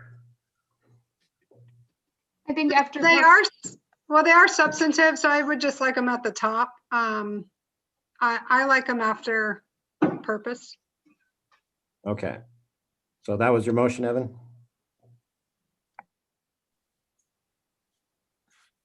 Yes, and those last kind of couple decisions that weren't necessarily captured in the packet version. Okay, so I think regarding adopting the procurement list as the deciding factor. okay, so that part, correct me if I'm wrong, Mallory, but that part's already drafted in, right? Yes, it's kind of moving the definitions. It sounds like cleaning up the reporting to just indicate that it's pre-authorized capital procurement and not the small purchases under 5,000. And I apologize, I kept the motion very vague, just I wasn't sure where it would go. Okay, I think we've got it. So yeah. Yeah. Great, thank you. All right, well, we had that that motion further clarified by Commissioner Clapper, seconded by Commissioner Walker. Any further discussion? I just wanted to say thank you to Mallory again for all your hard work on this. Your effort does not go unnoticed. It's very important. Thank you. Seeing no other discussion, I'll call for a vote. Actually, before I call for that vote, could you unshare your screen so I can see everyone, please? Awesome, thank you. Now I'll call for a vote. All those in favor, raise your hand or say aye. Vote passes unanimously.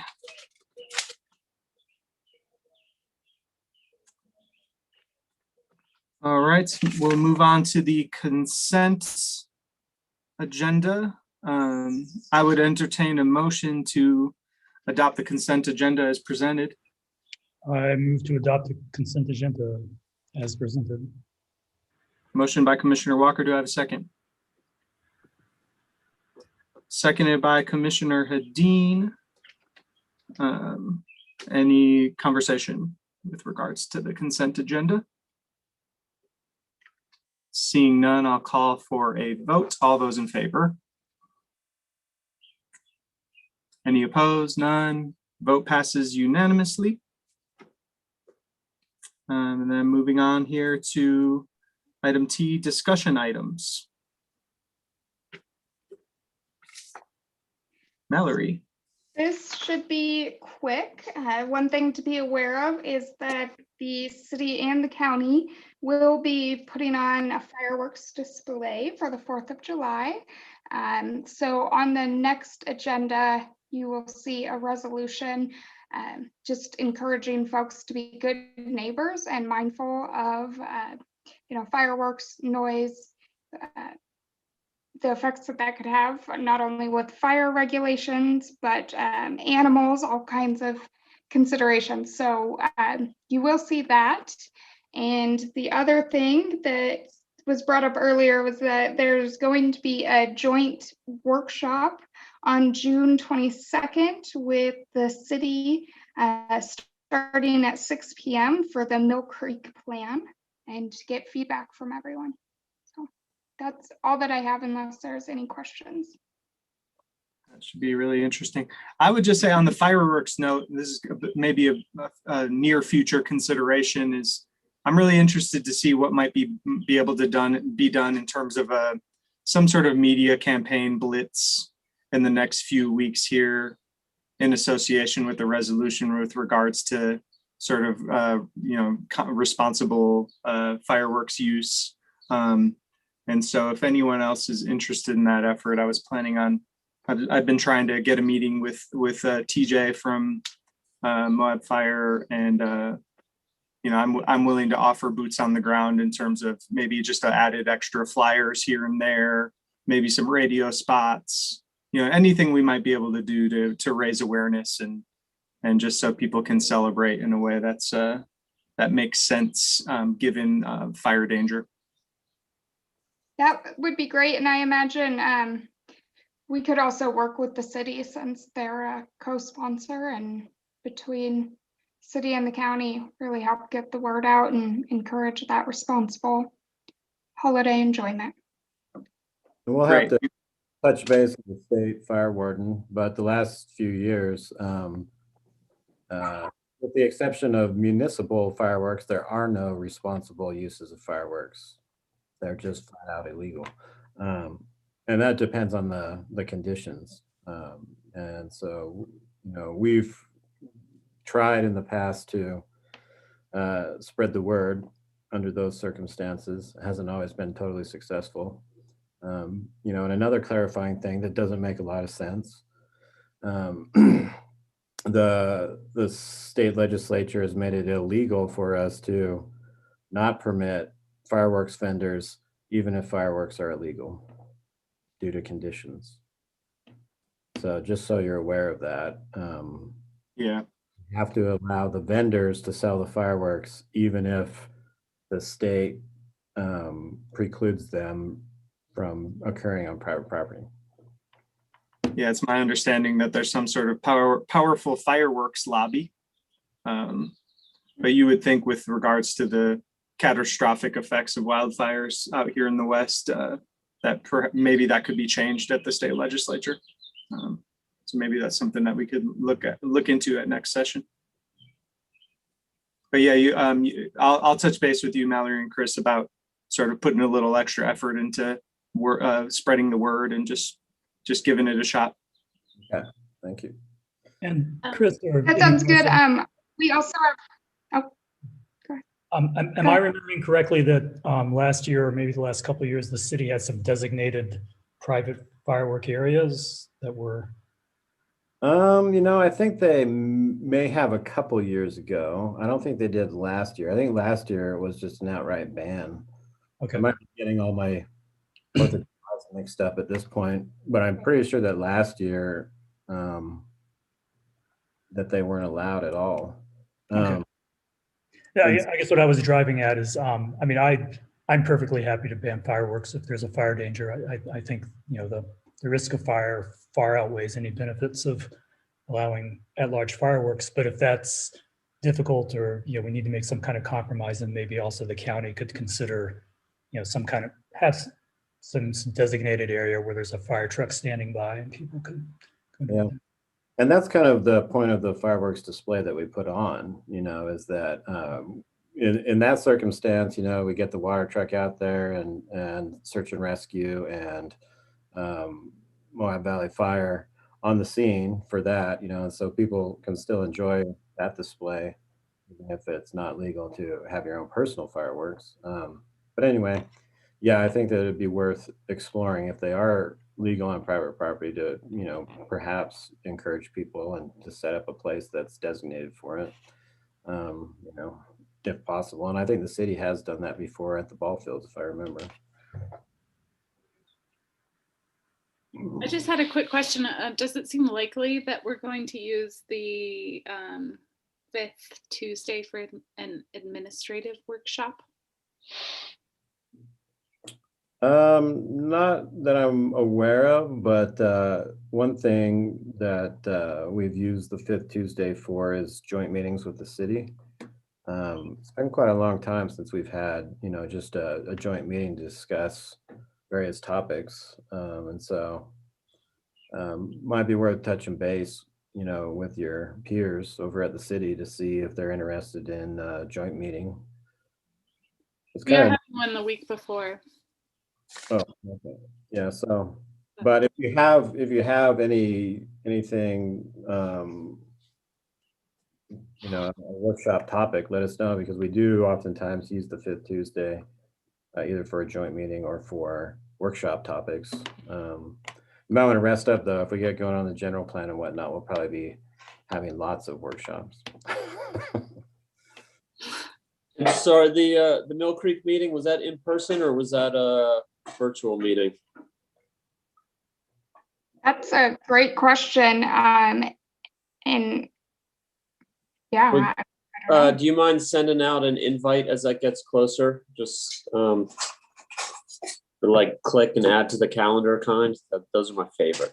Yes, I'll get with the city and determine what their plan is for how to host that and get a calendar invite to all of you. I'm still okay with virtual. I imagine it'll be very well attended. So maybe I missed it, Gabe, but did we do the consent agenda? Yeah. Okay. Yeah, we did. That was a motion by Kevin Walker and a second by Tricia Dean. Okay, so And just and maybe I was just totally spaced out, but it's generally good practice to read all those items that get approved. Got it. So that people in the public know what we're voting on. Yeah, that kind of felt a little quick, and yeah, it didn't seem right when it happened, but so just for the future, and maybe just read it right now, just so the public's aware of what we actually approved in the Sure. So I'll just read this for the record. The Grand County Commission voted unanimously to pass the consent agenda, which are items O through S in today's meeting. And item O is ratifying the chair's signature on an invasive species mitigation grant agreement with the Utah Department of Agriculture and Food. Item P was declaring office supplies and equipment as surplus and authorizing disposal by resale, donation, auction, or scrap.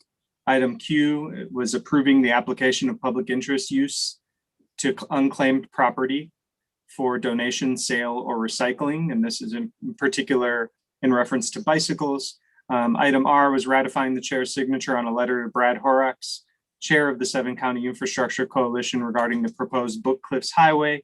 Item S was ratifying the chair's signature on internet security training agreement and subscription 3-year renewal with no before in the amount of $4,800. Got that, Renee? Thanks for pointing that out, Chris, and thanks for everyone's patience. As I no patience required. You did a great job. So. Thanks, and thanks again for Renee for stepping in to take minutes. Really appreciate that. We don't have any public hearings today. Is anyone needing to call for a closed session? Not that I was aware of. So yeah, it's 7:05 p.m. and I will go ahead and adjourn this meeting. Thanks, everyone. Great job.